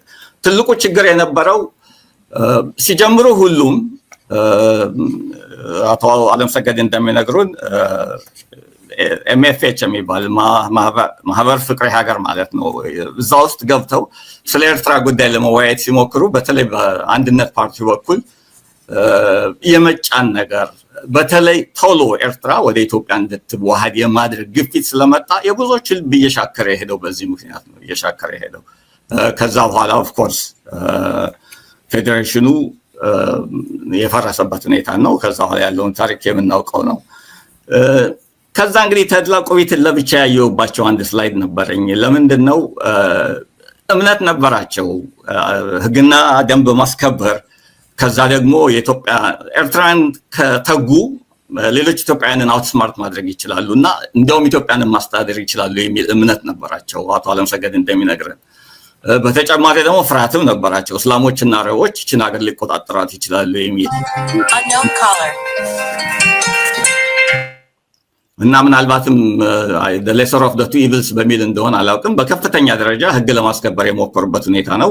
በኋላ ፌዴሬሽኑ ፈርሶ እንዲያውም የሙስሊም ሊግ አባል የነበረው ተስፋ ዮሐንስ በርሄ የሚባሉ ሰው የንጉሠ ነገሥቱ ምክትል በአስመራ ውስጥ ምክትል ሆነው ሲሾሙ የእሳቸውም የበላይ መሆናቸው በጣም አበሳጭቷቸው በወጣት እድሜያቸው 39 ዓመት ራሳቸውን የገደሉ ሰው ነበሩ እና ለዛ እንኳን የተጠቀምኩበት እንደ ምሳሌ አማርኛ አያሌው ሞኞ የሚል የጎንደር ዘፈን አለ። አክቹዋሊ ደጃዝማች አያሌው ብሩ ኃይለ ሥላሴን አምነው ዘመዳቸውን ከወጉ በኋላ ግዛት አገኛለሁ ብለው ያው ምንም ሳያገኙ የቀሩበት ሁኔታ እና አይ ቲንክ ተድላ ቆቢትንም ወደዚህ የገፋቸው ይመስለኛል። ግን በጭካኔያቸው እና በኢንቴሊጀንስ ፋይላቸው አሁንም አይ ቲንክ አስመራ ውስጥ ባለው ሪሰርች ዶክመንቴሽን ሴንተር ብዙ ፋይል እንዳለ አቶ አለምሰገድ ይነግሩናል። ከዛ እንግዲህ ዋና ነገሮች አሉ። እንግዲህ አሁን እያጨቃጨቁን ያሉ ነገሮች እነሱ ናቸው። ዋናው ስላይድ ሊሆን የሚገባው ብዬ አስባለሁ። አንደኛው አቶ አለምሰገድ በዚህ በመጽሐፋቸው ሽፋን ብለርብ የምንለው አለ። እዛ ውስጥ ሚቲክ 3000 year history የሚል ነገር አለ። ይሄንን ነገር ፍላሽ አውት ማድረግ ያስፈልጋል። የኢትዮጵያ ታሪክ ልብ ወለድ ነው የ3000 ዓመት የሚለው። ሌሎች ታሪክ ጸሐፊዎች ይሄ በደንብ በታሪክና በማስረጃ ሊረጋገጥ የሚችል ነው የሚል ነገር አለ። አሁን ይሄ ትልቅ ክፍተት አለው። በአንድ በኩል ሌጀንድ ነው ስንል ወይም ልቦለድ ነው ስንል፣ በሌላ በኩል ደግሞ የለም ልቦለድ አይደለም የሚል ነገር ስላለ እንዴት አድርገን ነው ይሄንን ወደ መሀል የምናመጣው የሚለው ምን ይረዳናል? ካን ዩ ዩዝ ዘ ሳይንቲፊክ ሜተድ አርኪኦሎጂካል ኤቪደንስ ቴክስቹዋል ኤቪደንስ ሊረዳን ይችላል ወይ? ፓሊዮንቶሎጂካል ኤቪደንስ ይሄንን ሊያቀራርበን ይችላል ወይ የሚለውን ታሪክ ጸሐፊዎች ሊያዩት ይገባል ብዬ አስባለሁ። አቶ አለምሰገድም ይሄ ነው ከአስተርሽን አልፎ ጀስቲፊኬሽን ለመስጠት እና ምን ላይ ነው ምን ቆመው የሚለውን ለመነጋገር አስፈላጊ ነው ብዬ አምናለሁ። ይሄ እንግዲህ አንድ ነጥብ ነው። ከዛ ቀጥሎ ታሪካዊ ግንኙነታችን ምንድን ነው የሚለው ላይም አንድ ጥያቄ አለ። አቶ አለምሰገድ ብለርቡ ላይ ሁለት ነገሮችን ኮንፍሌት ያደርጋሉ፣ ይደማምራሉ። ፌዴሬሽኑን እና አኔክሴሽኑን ሁለቱንም ወስደው ግን ሁለቱም የኤርትራ ህዝብ ፍላጎት አልነበረም ይላሉ። እውነት ነው። ግን ግንኙነትንም በሚመለከት እንደዚሁ ግንኙነት አልነበረም የሚል ነገርም ሚሲክ ኮኔክሽን የሚል ነገር አለ። ቺቺ እንደገና አልፈው ፔጅ 2 ላይ አቶ አለምሰገድ ኮኔክሽንማ ነበረ ይሉንና በደንብ ያወራሩታል። አቶ ዳዊትም አይ ቲንክ ቅድም ሪፈር ያደረገው መሰለኝ። እንዴት አድርገው ነው የሚያወራሩት? ይሄ በአካለ ጉዛይ ሰራይ እና ሐማሴን ያሉበት አካባቢ ከበሳ የሚባለው የስ ነበረ ግንኙነት ፍሪኩዌንት በሚል የእንግሊዝኛ ቃል ይገልጹታል። ሌላ ደግሞ ቦጎሳባ በሚባል ነው ወደ ከረን አካባቢ ያለው ደግሞ ኢንተርሚተንት በሚል ይገልጹታል። ሎውላንድን በሚመለከት ኔቨር ከወረራ እና ከዚህ ባለፈ አልነበረም ይላሉ። ይሄ ሊያስማማ የሚችል ይመስለኛል ብዙ ታሪክ ጸሐፊዎችን። አክቹዋሊ እንዲሁ ኮኔክሽን በአንድ በኩል ፈጽሞ ኮኔክሽን አልነበረም እነዚህ ህዝቦች የሚለው፣ በሌላ በኩል ኤርትራማ ያው ከእናት ሀገሯ ጋር የነበረች ነች ያው በሴራ ነው የወጣችው ከሚለው የነበረው ሪሌሽን ታይፕ ምን እንደሆነ የሚያሳይ ይመስለኛል። እሱ አንድ ኢምፖርታንት ነው። ከዛ ግን ሌላ ጥያቄ ደግሞ ይወልዳል። ይሄ ኮኔክሽን ከነበረ ከመቼ ጀምሮ ነው የሚል ጥያቄ ያነሳል። አቶ አለምሰገድ ከ18ኛው ክፍለ ዘመን ጀምሮ ነው ይላሉ። አጌን ቅድም እንዳልኩት ደግሞ ሌሎች ደግሞ የታሪክ ጸሐፊዎች ከአክሱም ስልጣኔ ጀምሮ ነው አቢሲኒያ የምትባለው ሀገር ናቫል ፓወርም ነበረች የሚል እና ግንኙነት ነበረን የሚል ነገር ስላለ ቅድም ባልኳቸው ሳይንቲፊክ ሜተድ ማቀራረብ ይቻላል ወይ ይሄን የሚል ቻሌንጅ አለ for our historians both Eritrean and Ethiopian. Not that this has actually big bearing on the current state of Eritrea. Eritrea sovereignty ያላት ነፃ ሀገር ናት። ይህን በደንብ መቀበል ያስፈልጋል። ደግሞ it's a fact on the ground.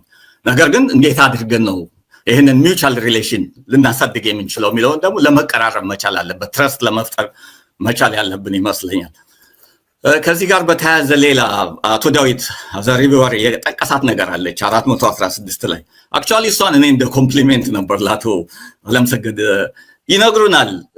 ይሄ አማራ የሚለውን ከኢትዮጵያ መንግስት ጋር አብሮ እንትን የማድረግ ነገር ለምሳሌ አንድ ኢትዮጵያዊ ጸሐፊ ሜቢ ፍሮም ትግራይ አለምሰገድ አባይ የጻፋትን መጽሐፍ ጠቅሰው የሚነግሩን ነገር አለ። ሞክሻቸውን አቶ አለምሰገድ ምንድነው ያለው? የኤርትራ ፕሮብሌም የተፈጠረው ኤርትራ ሌስ ዴቨሎፕድ ከሆነ አምሃራ ጋር ከተገናኙ በኋላ ነው የሚል these are his words actually እሳቸው የጠቀሱት ነው። እንደዚህ አይነት ኢንፍላማቶሪ የሆነ ቃል ሳይንቲፊክ ቤሲስም የሌለው መረጃ የሌለው የሚያጣላ ነገር በሰፊው አቶ አለምሰገድ የሚጠቅሷቸው አሉ። አንዳንዶቹ በባህል ለምሳሌ ጉራጌ ጎደሬ ምናምን እየተባለ የሚባል ነገሮች አሉ እንዲሁ ዝም ብሎ ፍሬንድሊ ባንተር። ግን ከዚህ ባለፈ ደግሞ ቅድም አቶ ዳዊት እንዳሉት ላምፕ የሚያደርግ አማራን ዊዛውት ኤኒ ዲስቲንክሽን ከኢትዮጵያን ሩሊንግ አሪስቶክራሲ የሚያደርገው መታየት ያለበት መፈተሽ ያለበት ኢንተሮጌትድ መደረግ ያለበት ነው።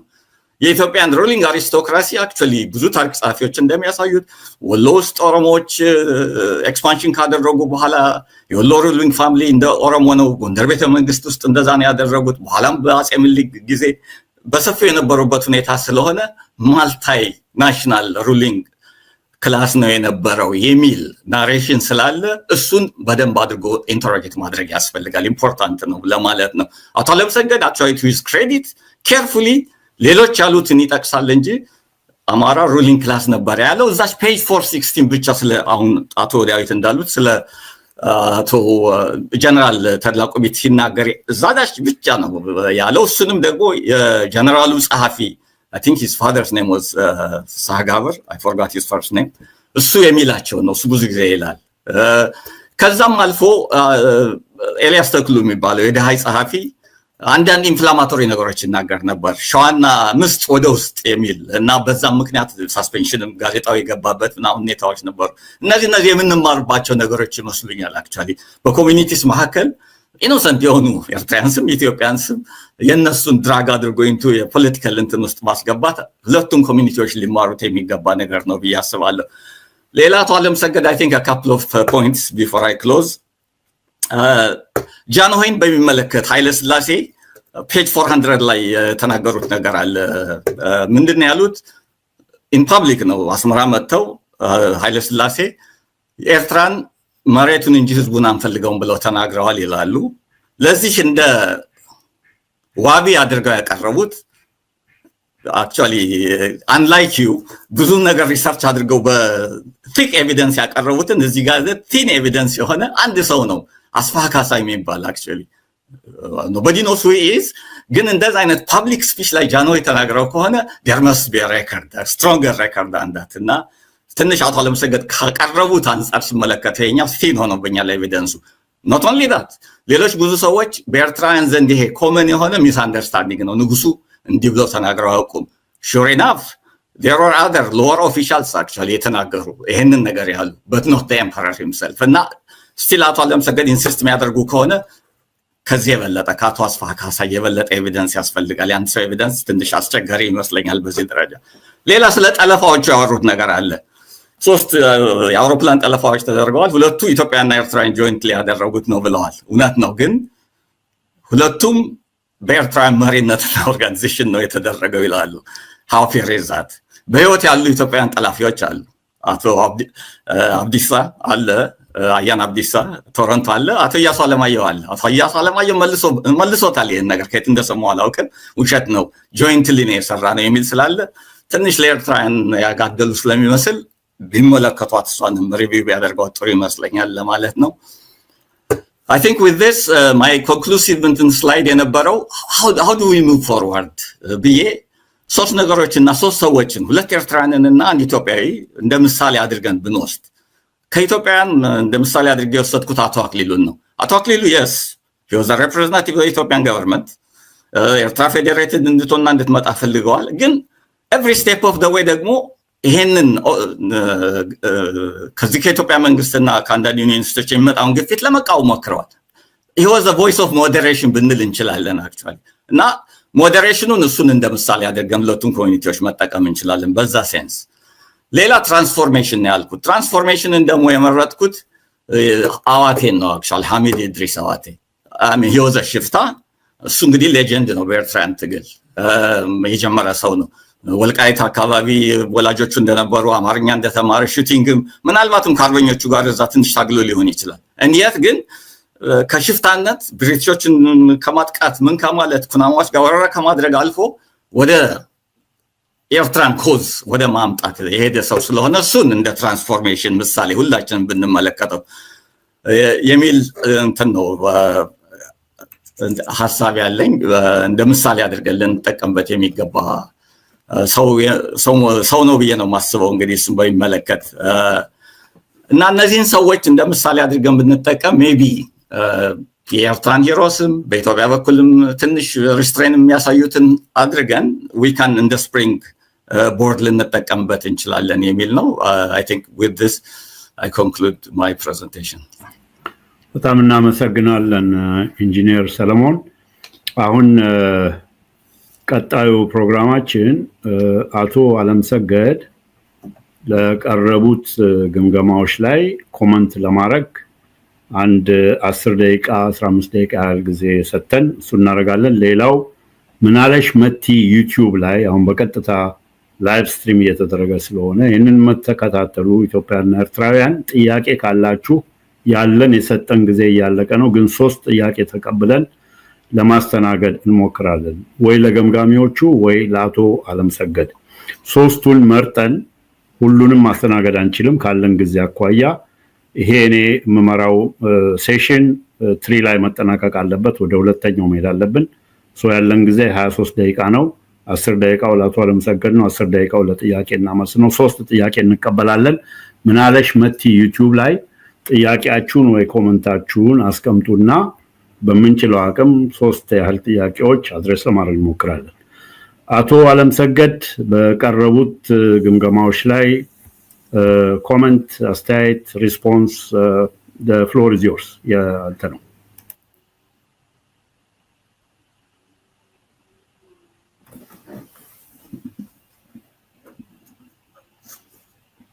አይሰማም።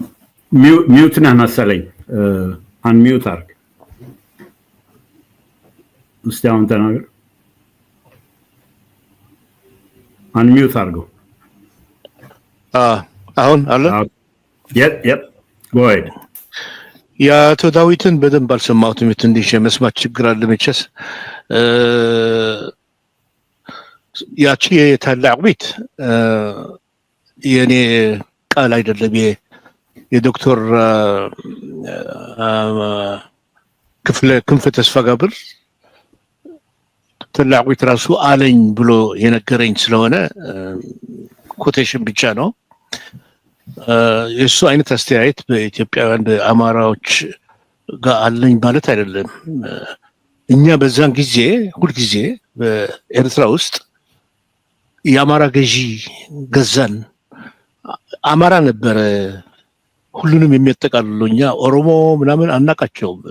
ኤርትራ ውስጥ ከምዚ አምሃራይ መጽዩ ገዢና አምሃራይ ከምዚ ገሩ ነበር የምንለው። ኮመን አነጋገራችን እሱ ነበርና ታላቅ ቤት እንደሱ ሲል በዛ መንፈስ ሊሆን ይችላል። ግን መቼም I have noted ፖይንቱን ኖት አድርጌዋለሁ። የሚስካል የሚለው በኤርትራ አስተያየት ይሄ ኤርትራ ከጥንት ጀምራ ኢትዮጵያ አካል ነበረች ከአክሱም ጀምሮ የሚለውን እንደ ሚስ ነው የምናየው እኛ ማለት ያኔ በዛን ጊዜ ድሮ የነበረው እስካሁን ድረስ ኢትዮጵያ የምትባል አገር አንድ ዩኒት ሆና አንድ ፖሊቲ ሆና እስካሁን ድረስ በዓለም አቋራጭ እስካሁን ድረስ ነበረች አለች የሚለው በኤርትራ ውስጥ አንቀበለውም እንደ ሚስ እንጂ የሞደርን ኤሪትሪያን ኢትዮጵያን ስቴት እንዴት ነው ተመጦ ከአክሱም ጋር የሚገናኘው?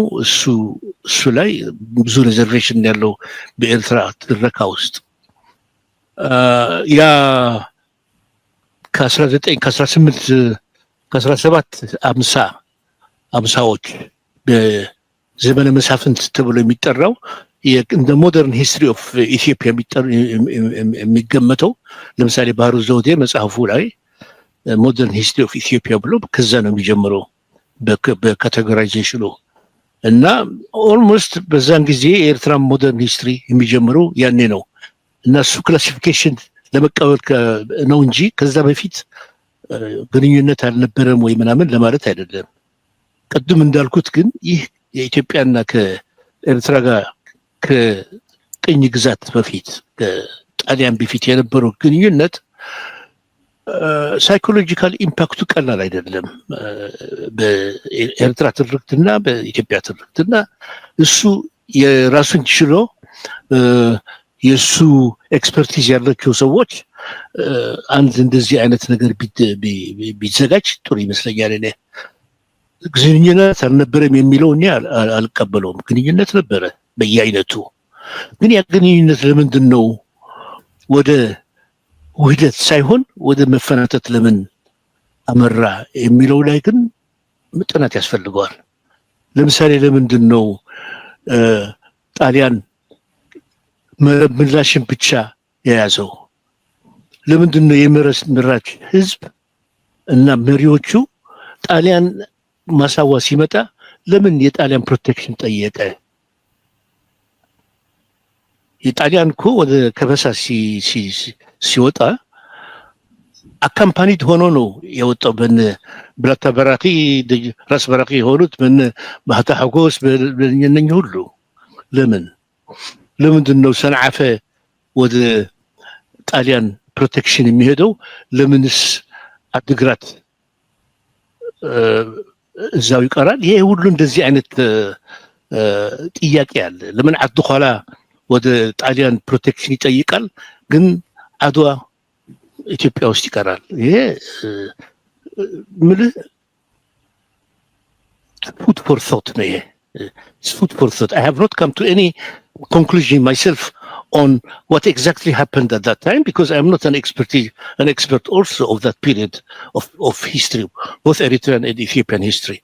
But it's incumbent upon us to understand what happened, what exactly happened. መረብ ምላሽና እዛ ዌስተርን ኤሪያ ምን ስለተፈጠረ ነው እዛ የነበሩት መሪዎችና ህዝብ የጣሊያን ፕሮቴክሽን የጠየቁበት ምክንያት መኖር አለበት። እና ይሄን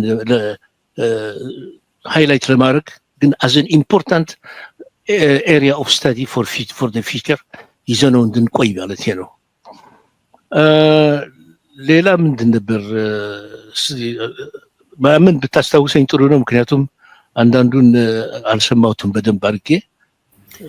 በቀዳማዊ ኃይለሥላሴ በኩል የተሳሳተ መረጃ ተካቷል የሚል ከኢንጂነር ሰለሞን የቀረበ እንትን አለ። ፕላስ ደግሞ አንዳንድ ኢትዮጵያን ቮይስ ኦፍ ሞዴሬሽን ሆነው ለምሳሌ ጸሐፌ ትእዛዝ አክሊሉ ሀብተወልድ፣ እኔም ልጨምር እችላለሁ፣ እነ ጀነራል ከበደ ገብሬ፣ ሌሎችም ፌዴሬሽኑ እንዳይፈርስ የታገሉ በቀዳማዊ ኃይለሥላሴ ምንድን ነው ቀረበ የሚል ነው።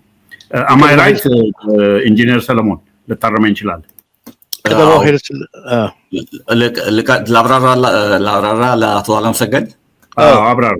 አዎ ገጽ 400 መጽሐፍ ላይ ቀዳማዊ ኃይለሥላሴ ኤርትራን መሬቱን እንጂ ህዝቡን አንፈልገውም ብለው ተናግረዋል ብለህ አንድ ሰው ብቻ ነው እንደ ዋቢ ያቀረብከው። how fair is that ነው የኔ ጥያቄ። እሱ አባባል በጣም ኮመን አባባል ነው ኤርትራ ውስጥ፣ በጣም ኮመን ኖሌጅ ነው። It is a knowledge that's taken for granted by every single Eritrean. ምክንያቱም እዛ የነበሩ ሰዎች ቀኛዝማች አስፋ ካሕሳይ ስለሱ ጠየቅኳቸው። እሳቸውን ብቻ አይደለም የጠየቅኩት፣ ብዙዎች ሌሎችንም ጠይቄያለሁ። አንዳንዶቹ አልሰማናቸው የሚሉ አሉ፣ ግን ብዙዎቹ ግን ሰማናቸው። ግን የንዴት አይነት የቁጣ አይነት ንግግር እንጂ I don't think he meant it እስከዚህ ድረስ ሲሪየስሊ አልወሰድነውም የሚሉ አሉ። ሌሎች ደግሞ በጣም ሲሪየስሊ የወሰዱት አሉ። እና ግን in the psychological makeup of Eritreans ይሄ አነጋገር ተባለ የተባለው አነጋገር ገብቶ እስካሁን ድረስ አለ። ኤርትራ መሬቷ እንጂ ህዝቧ አያስፈልገንም ብሎ ኃይለ ሥላሴ ተነግረዋል የሚሉ በቀደም ዕለት እንዲያውም አንድ ሰው እዚህ ያለ ደብዳቤ ጽፎልኝ ነበር እንደዚህ ተብሏል ብሎ። ግን እሱን እንደ ፕራይመሪ ኤቪደንስ ለመውሰድ አልችልም። ግን እንደተባለና ኤቪደንስ እንደሌለኝ ገልጫለሁ መሰለኝ እዛ በፉትኖት በምናምን አክኖሌጅ ለማድረግ አልቻልኩም። ግን this is a common knowledge common አባባል ብዙ ቅሬታና ብዙ ስሜት ያነሳሳ አባባል ነው። ግን ጃንሆይ ብሎታል ተባለ። እኔ አልነበርኩም መቼም እዛ። ስለዚህ በህዝቡ ውስጥ ያለ ስሜትና መረጃ ስለሆነ በዚህ ምክንያት የጻፍኩት እዛ ውስጥ ያስገባሁት not as something that is incontrovertibly proved by authentication, but as something that exists in the mentality of Eritreans ማለት ነው። ሁለተኛዋ ምንድን ነበረች? አቶ አክሊሉ ሀብተወልድ as a voice of moderation ገልጫለሁ እዛ ውስጥ። አቶ አክሊሉ ብዙ ጊዜ ጻፊ ትእዛዝ አክሊሉ አንዴ ሳይሆን 3 ጊዜ 2 ጊዜ የፌዴሬሽን ይፍረስ ሲባል አያዋጣንም፣ ይሄ ነገር ሌላ ችግር ይፈጥራል ብለው 2 ጊዜ እንደሱ አደረገው እንትን አድርገውታል። እንዲያውም ቀዳማዊ ኃይለ ሥላሴ በጣም ተቆጥቶ አንድ ጊዜ እንደዚህ አይነት ነገር የምታደርገው ለምንድን ነው አንተ ብሎ ተቆጥተው ነበር። መጨረሻ ላይ መፍረሱ ላይ ሲመጣ he was not consulted አክሊሉ as prime minister was not consulted። ኃይለ ሥላሴ ከአብይ አበበና ከአስፋ ወልደ ሚካኤል ጋር የሶስቱ ሌሎችም የነበሩ አልመሰለኝም። እኔ የሶስቱ እንትን ነው ምክር ነው። በዛ ምክር መሰረት ፌዴሬሽን አፈረሱት። እዛው ላይ ምናልባት አንድ ዲስፔልት መሆን አለበት የምለው ነጥብ ምንድን ነው? አሁን ብዙ ስማቸው ብዙዎች ተቺዎች ኢትዮጵያ ቴሌቪዥን ምናምን አሁን በዚህ ጊዜ ፌዴሬሽኑ ስለፈረሰ የትጥቅ ትግሉ የጀመረ የሚመስላቸው ብዙ ሰዎች አሉ። የፌዴሬሽኑ መፍረስ የትጥቅ ትግሉ ከፌዴሬሽኑ መፍረስ በፊት የጀመረ ነው። የኢንዲፔንደንስ ሙቭመንቱ ራሱ አንጻር ምንድን ነው የሚባለው? አንታይ ፌዴሬሽኑ የውሳኔውን ፌዴሬሽን ጸረ ፌዴሬሽን ራሱ ነበረ።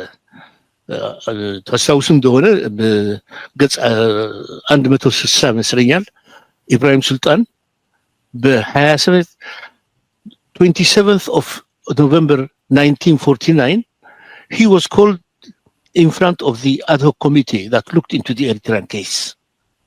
እዛ ad hoc committee ውስጥ ኢብራሂም ሱልጣን የተናገሩት ነገር አሁን ጊዜ የለንም እንጂ ላነበው እችላለሁ። ትንሽ እንትን ጊዜ ያለን ናምን ላነበው እችላለሁ። unfortunately የለንም ለጥያቄ ግን ኢብራሂም ሱልጣን የለንም። it's okay, you can refer to the page for people to read 160 ኢብራሂም ሱልጣን በ27 ኖቨምበር 1949 እንትን ውስጥ ተጠሩ ad hoc ኮሚቴ እና እዛ ቁጭ ብለው ምን አሉ? እኛ ይሄንን የፌደራል ብላችሁ የጠራችሁት እንዲያውም ፌዴሬሽንም አይደለም፣ ምክንያቱም ኤርትራ አንድ ኦቶኖሚስ ዩኒት ሆና ኢትዮጵያ ውስጥ እንድትገባ የተደረገ under the sovereignty of the Ethiopian crown ገብታ አንድ ትንሽ ነገር ኢትዮጵያ ከፈለገች ልትውጣት የምትችል ካልፈለገች ለኢትዮጵያ የተለቀቀ የተተወ እንትን ነበር ሁነት ነበረ እና ይህ ፌዴሬሽን እንኳንስ ይህ ፌዴሬሽን እና ኖርማል ፌዴሬሽንም አንቀበልም በማንፈልገው እና ያልጠየቅነው አሶሲዬሽን አኔክስ ሊያደርገን ከሚፈልግ መንግስት ጋር አታቆራኑን። እንዲህ ከተደረገ እኛ መብታችንን ለማስጠበቅ በምንወስደው እርምጃ ኢስት አፍሪካ ውስጥ ሊከሰት የሚችል ችግርና ጦርነትና ችግር ይህ ኮሚቴ ሪስፖንሲብል ነው ብሎ የተናገሩት ጠዋት 27 ኖቨምበር 1949 in the afternoon, regardless of what Ibrahim Sultan said, as the leader of the independence movement, regardless of what he said, they recommend አደረጉት አሳልፉት ያን ውሳኔው ወደ ጀነራል አሰምብሊ ሄደ። እዛ ጀነራል አሰምብሊ ደግሞ እንደምናውቀው ፌዴሬሽኑን አወጀ። ስለዚህ የኤርትራ ኢንዲፔንደንስ ሙቭመንት ያኔ አላበቃም፣ ቀጠለ። መጨረሻ ላይ ወደ ብረታዊ ትግል ከዛ ደግሞ ወደ ነጻነት ወደ የቀጠለው። ስለዚህ ጉዳዩ ፌዴሬሽን ስለፈረሰ የኤርትራ ብረታዊ ትግል ጀመረ ሳይሆን ፌዴሬሽኑ ኢንፋክት የፈረሰው የኤርትራ ብረታዊ ትግል ስለጀመረ ነው። 1961 ሴፕቴምበር ሲጀመር ፌዴሬሽን የሚፈርሰው 1962 ኖቨምበር ነው። ምክንያቱም የብረታዊ አዋተ እና የኤልኤፍ when the armed struggle spread throughout Eritrea and it became a threat to Ethiopian tenure of Eritrea, then the Ethiopian government literally rushed to dissolve the federation in order to preempt the spread and the growth of the liberation movement. እና ይሄ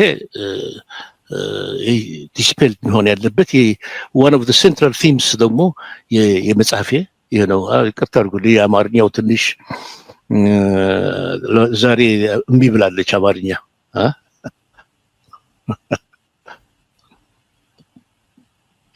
ሌላ ስለ ሃይጃኪንግ ተናገር ያለ ኤርትራውያን ናቸው የመሩት የሚለው ሃይጃኪንግ። አዎ ሃይጃኪንግ የመሩት አማኑኤል፣ ዋናው አማኑኤል የመጀመሪያው ብርሃነ መስቀል ረዳን ዮሐንስ ባቱ መሰለኝ አብረው የነበሩት። እዛ ላይ የኤርትራውያን ነበሩበት፣ አማኑኤል ገብረ ኢየሱስ። እነዚህ ግን በኋላ የመጡት ሁለት እንትኖች አማኑኤል ዮሐንስ ነው ከኢፒኤልኤፍ ከሜዳ መጥቶ ኦርጋናይዝ ያደረገው እና with all due respect አቶ አለምሰገድ ነበሩበት፣ መኖራቸውንማ እናውቃለን። እነሱ ናቸው ያደራጁት የመሩት ነው እኮ የምትለው መጽሐፍ ውስጥ እና በህይወት የተረፉትንም ኢትዮጵያን የሚያስቀይመው ይሄ ንግግርህ ነው። that's my understanding። ምክንያቱም አማኑኤል ገብረ ኢየሱስ አማኑኤል ዮሐንስ ከሜዳ ከኢፒኤልኤፍ መጥቶ ወደ አዲስ አበባ እንዴት እንዳደረጉ አንድ የኔ እንትን አለኝ። የኔ በዲቴይል አልጻፍኩትም፣ እሱም ግን የኔ ኢንፎርሜሽን አለኝ፣ ልንናገርበት እንችላለን። አንድ ነገር ልንገር ኢንጂነር ሰለሞን፣ የኤርትራውያን ሚና ዩኒቨርሲቲ ውስጥ በዩኒቨርሲቲ የነበረው መረሽ ለአራሹ ዩዝዋ ምናምን ሴንትራል ሮል እንጫወት ነበር እኮ ኤርትራውያን። እኔ አንድ ከነሱ ነኝ። የለንም በቃ በነጭራሹ የኢትዮጵያ ትርክት ውስጥ የኤርትራ ተራ ምንድን ነው የሚባለው ሚና በዚህ በስቱደንት ሙቭመንት በጭራሽ እኮ የለም፣ ጠፍቷል። ማንም ሰው እነ ተመስገን ኃይለ እነ ጴጥሮስ ዮሐንስ እንደዚህ የመሳሰሉት በጣም አክቲቭ የነበሩ ሰዎች እኔ ትንሽ ነገር ነበር ማረገው መሬት ለአራሹ ፕላካርዱ ምናምኑ ሁሉ ሲጻፍ እኮ ኒውስ ኤንድ ቪውስ ኦፊስ ውስጥ ነበር። እኔ የኒውስ ኤንድ ቪውስ ምክትል ኤዲተር ነበርኩ። እኔ ቁልፍ ስለነበረኝ ቁልፌን እዛ ገብተን ተደብቀን ሌሊቱን በሙሉ መሬት ለአራሹ ሊሰጠው ይገባል ምናምን የሚባለው ዘፈን እኛ ያኔ ከነ ዮሐንስ ስባቱ ከነ ብርሃነ መስቀል ረዳ ቁጭ ብለን ሌሊቱን በሙሉ እንትን ያደረገው ነው። የለም ግን ማንም ኤርትራዊ እዛ ጄኔሬሽን ተብሎ የሚጠራው መጽሐፍ ውስጥ አንድም ኤርትራዊ ኤክሰፕት ምናልባት ዮሐንስ ስባቱ ማንም ሰው የለም እዛ ውስጥ። እነ ጴጥሮስ ዮሐንስ እነ ምናምን እነ ተመስገን ኃይለ እነኚህ ሁሉ ስንት ነገር የሰሩ ሰዎች ክሮኮዳይል ሶሳይቲ ውስጥ የነበሩ። ስለዚህ እንደሱ ስለሆነ የአማኑኤል ዮሐንስ ሚና በዛ በሃይጃኩ ላይ ከሱ ጋር የተረሳ ይመስለኛል። እኔ ስለሱ ሌላ ጊዜ ብንነጋገር ይሻላል። አይ ቲንክ ሰዓታችንም እያለቀ ስለሆነ ቅድም እንዳልነው አንዳንድ ነገሮች ነበሩ። ሁለት ነገሮች I'm happy to engage አቶ አለምሰገድ. I would like to get his wisdom on a couple of points. አንደኛ አሁን ቅድም ባነሳው ነጥብ Eritreans were not consulted on their fate የሚል ነገር አለ. And yet you provide us with lots of numbers actually እዛ ላይ 1947 ኢብራሂም ሱልጣን 1949 ከመናገሩ በፊት የዚህ ፎር ፓወርስ ኮሚሽን መጥቶ አነጋግሯቸው እንዲያውም አንተ ኮሬክትሊ ያልከው ነገር አለ ናምበሩን ከየት እንዳመጡት እንዲሁ ዝም ብለው ጌስ ኤስቲሜት እንደሆነ ይሄን ያህል ሰው 40 ምናምን ዩኒየንን ይደግፋል ዩኒየን ፓርቲውን 9.2 ፕሮ ኢታሊያ ይደግፋል 4.4 ሊበራል ምናምን የሚል እንትን ሰርተዋል። ይሄ ኮንሰልቴሽን ነበር። 1950 ደግሞ እንደምታውቀው የሰጣቸው ቁጥሮች አሉ። 51 ቀን ብለህ የሰጠው ቁጥር አለ። 64 ሴንተርስ ብለህ የሰጠው አለ። 37 ዲፈረንት ሴክተርስ ኦፍ ዘ ኤርትራን ፖፑሌሽን። ይሄ ኮንሰልቴሽን ካልሆነ ምንድነው ኮንሰልቴሽን? እሷን አድሬስ ብታደርጋት። and secondly related to what you just said page 21 ላይ the British liberated Ethiopia ትላለህ.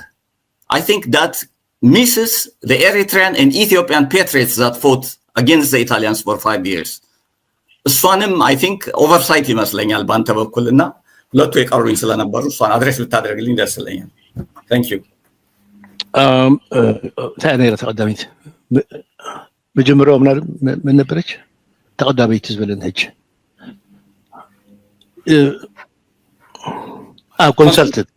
ኮንሰልቴሽን እሱ ኮንሰልቴሽን ፍሎድ ነበረ። ምክንያቱም የኢትዮጵያ መንግስት የሚደግፋቸው ሽፍቶች ነበሩ። እሱንም እኮ ጠቅሻለሁ። እዛ ሽፍቶች ነበሩ። ሽፍቶች መጀመሪያ እየሄዱ የሊበራል ፕሮግሬሲቭ ፓርቲ እና የሙስሊም ሊግ ፕሮሴሽንስ ዴሞንስትሬሽንስ እና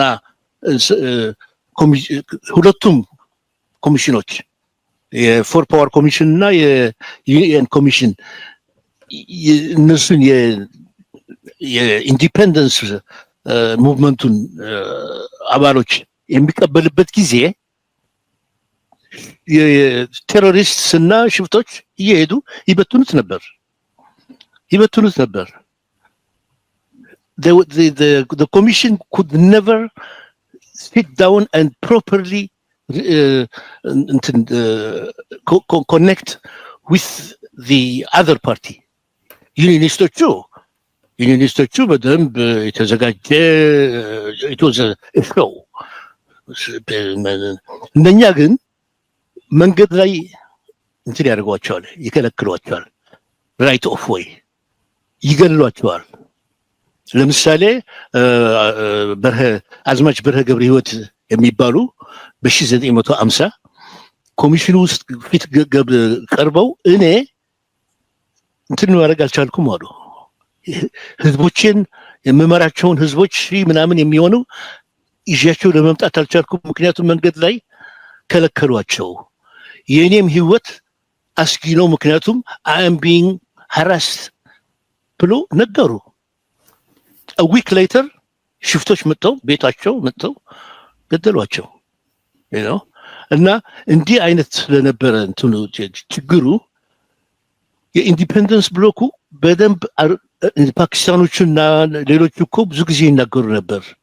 እኛ በየሄድንበት እንትን ሚቲንግስ the same kind of people እየመጡ እናያቸዋለን። ለምንድን ነው የሚደጋገሙት ይባል ነበር። ምን ነበር የሚያደርጉት? ዩኒዮኒስቶቹ ትራክስ ሎድ ያደርጋሉ እኛን ቴሮሪስቶቹንና ሽፍቶቹን ከአንድ ቦታ ወደ አንድ ቦታ እንትን አድርገው እዛ መጀመሪያ ቁጭ ብለው ይበትኑታል። ተራምኒ ለምሳሌ አንድ ተራምኒ የሚባል ቦታ እንደዚህ አይነት ነገር ተደረገ። አድኋላም the same thing ተደረገ እና the power of the Unionist Party could be well manifested because they had no problems as far as harassment was concerned.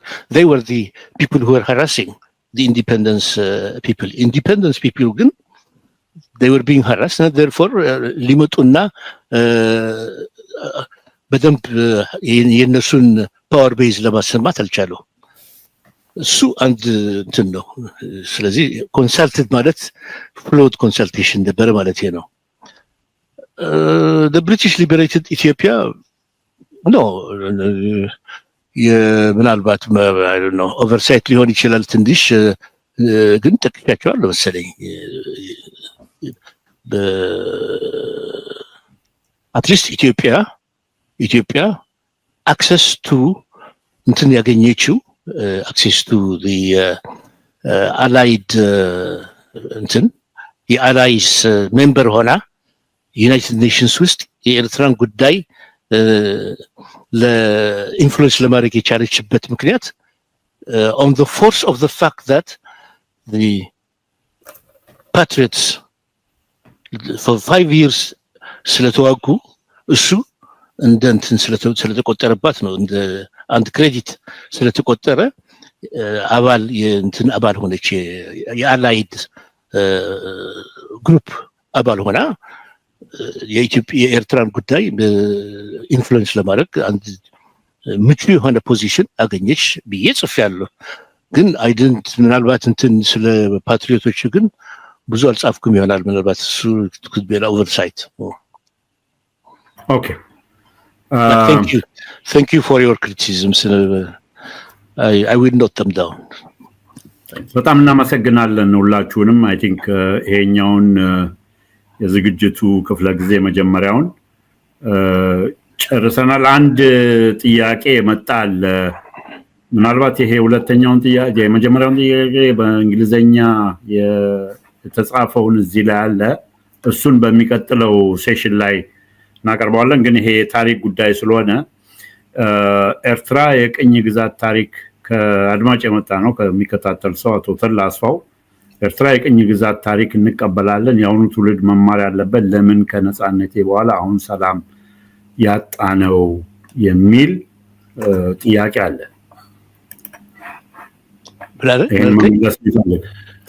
የኤርትራ የቅኝ ግዛት ታሪክ እንቀበላለን፣ የአሁኑ ትውልድ መማር ያለበት ለምን ከነጻነቴ በኋላ አሁንም ሰላም አጣን የሚል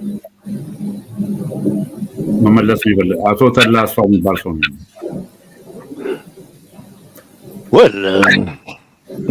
ምን ልበል ያ ትርክት እኔ መቼም አንድ የታሪኩ ጉዳይ ገና አላለቀም። የኤርትራ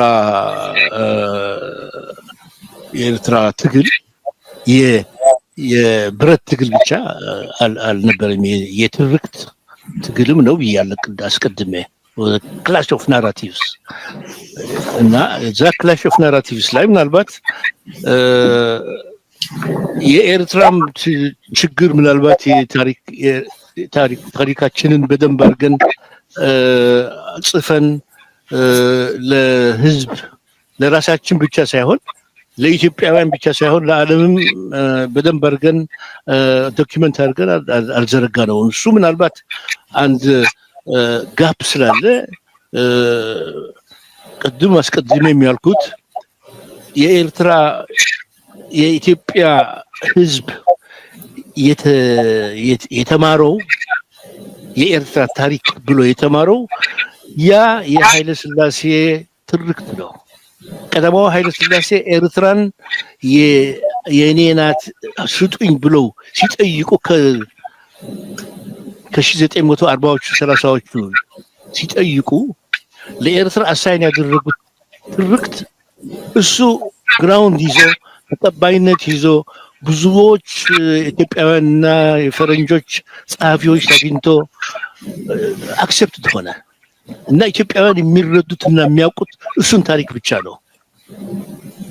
ኤርትራ ቅኝ ግዛት ቅድም ስለው የነበረው ኤርትራ ቅኝ ግዛት ሆና የቅኝ ግዛት ዲኮሎናይዜሽን መብቷ ተከልክላ ያደረገችው ትግልና የሄደችው የተራመደችው ምንድን ነው የሚባለው ሂደት ብዙ የኢትዮጵያ ህዝብ አያውቀውም በጭራሽ።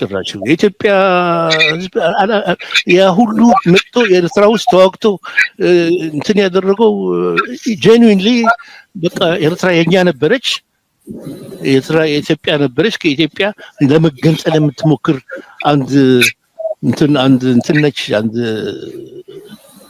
ተገንጣይ ቡድን ወይ ተገንጣይ አገር ወይ ተገንጣይ ግንባሮች ናቸው እንደዚህ የሚያደርጓት ያሉት እንጂ ኤርትራ ኢትዮጵያ ናት፣ ኤርትራውያን ደግሞ ኢትዮጵያውያን ናቸው ብሎ የሚያምን ነው።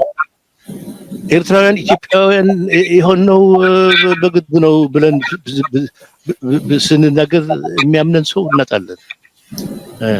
ኤርትራውያን እኔ በበኩሌ ኤርትራዊ ሆኜ ነው አዲስ አበባ ሄድኩት። በ1957 ነው ወደ አዲስ አበባ ሄድኩት።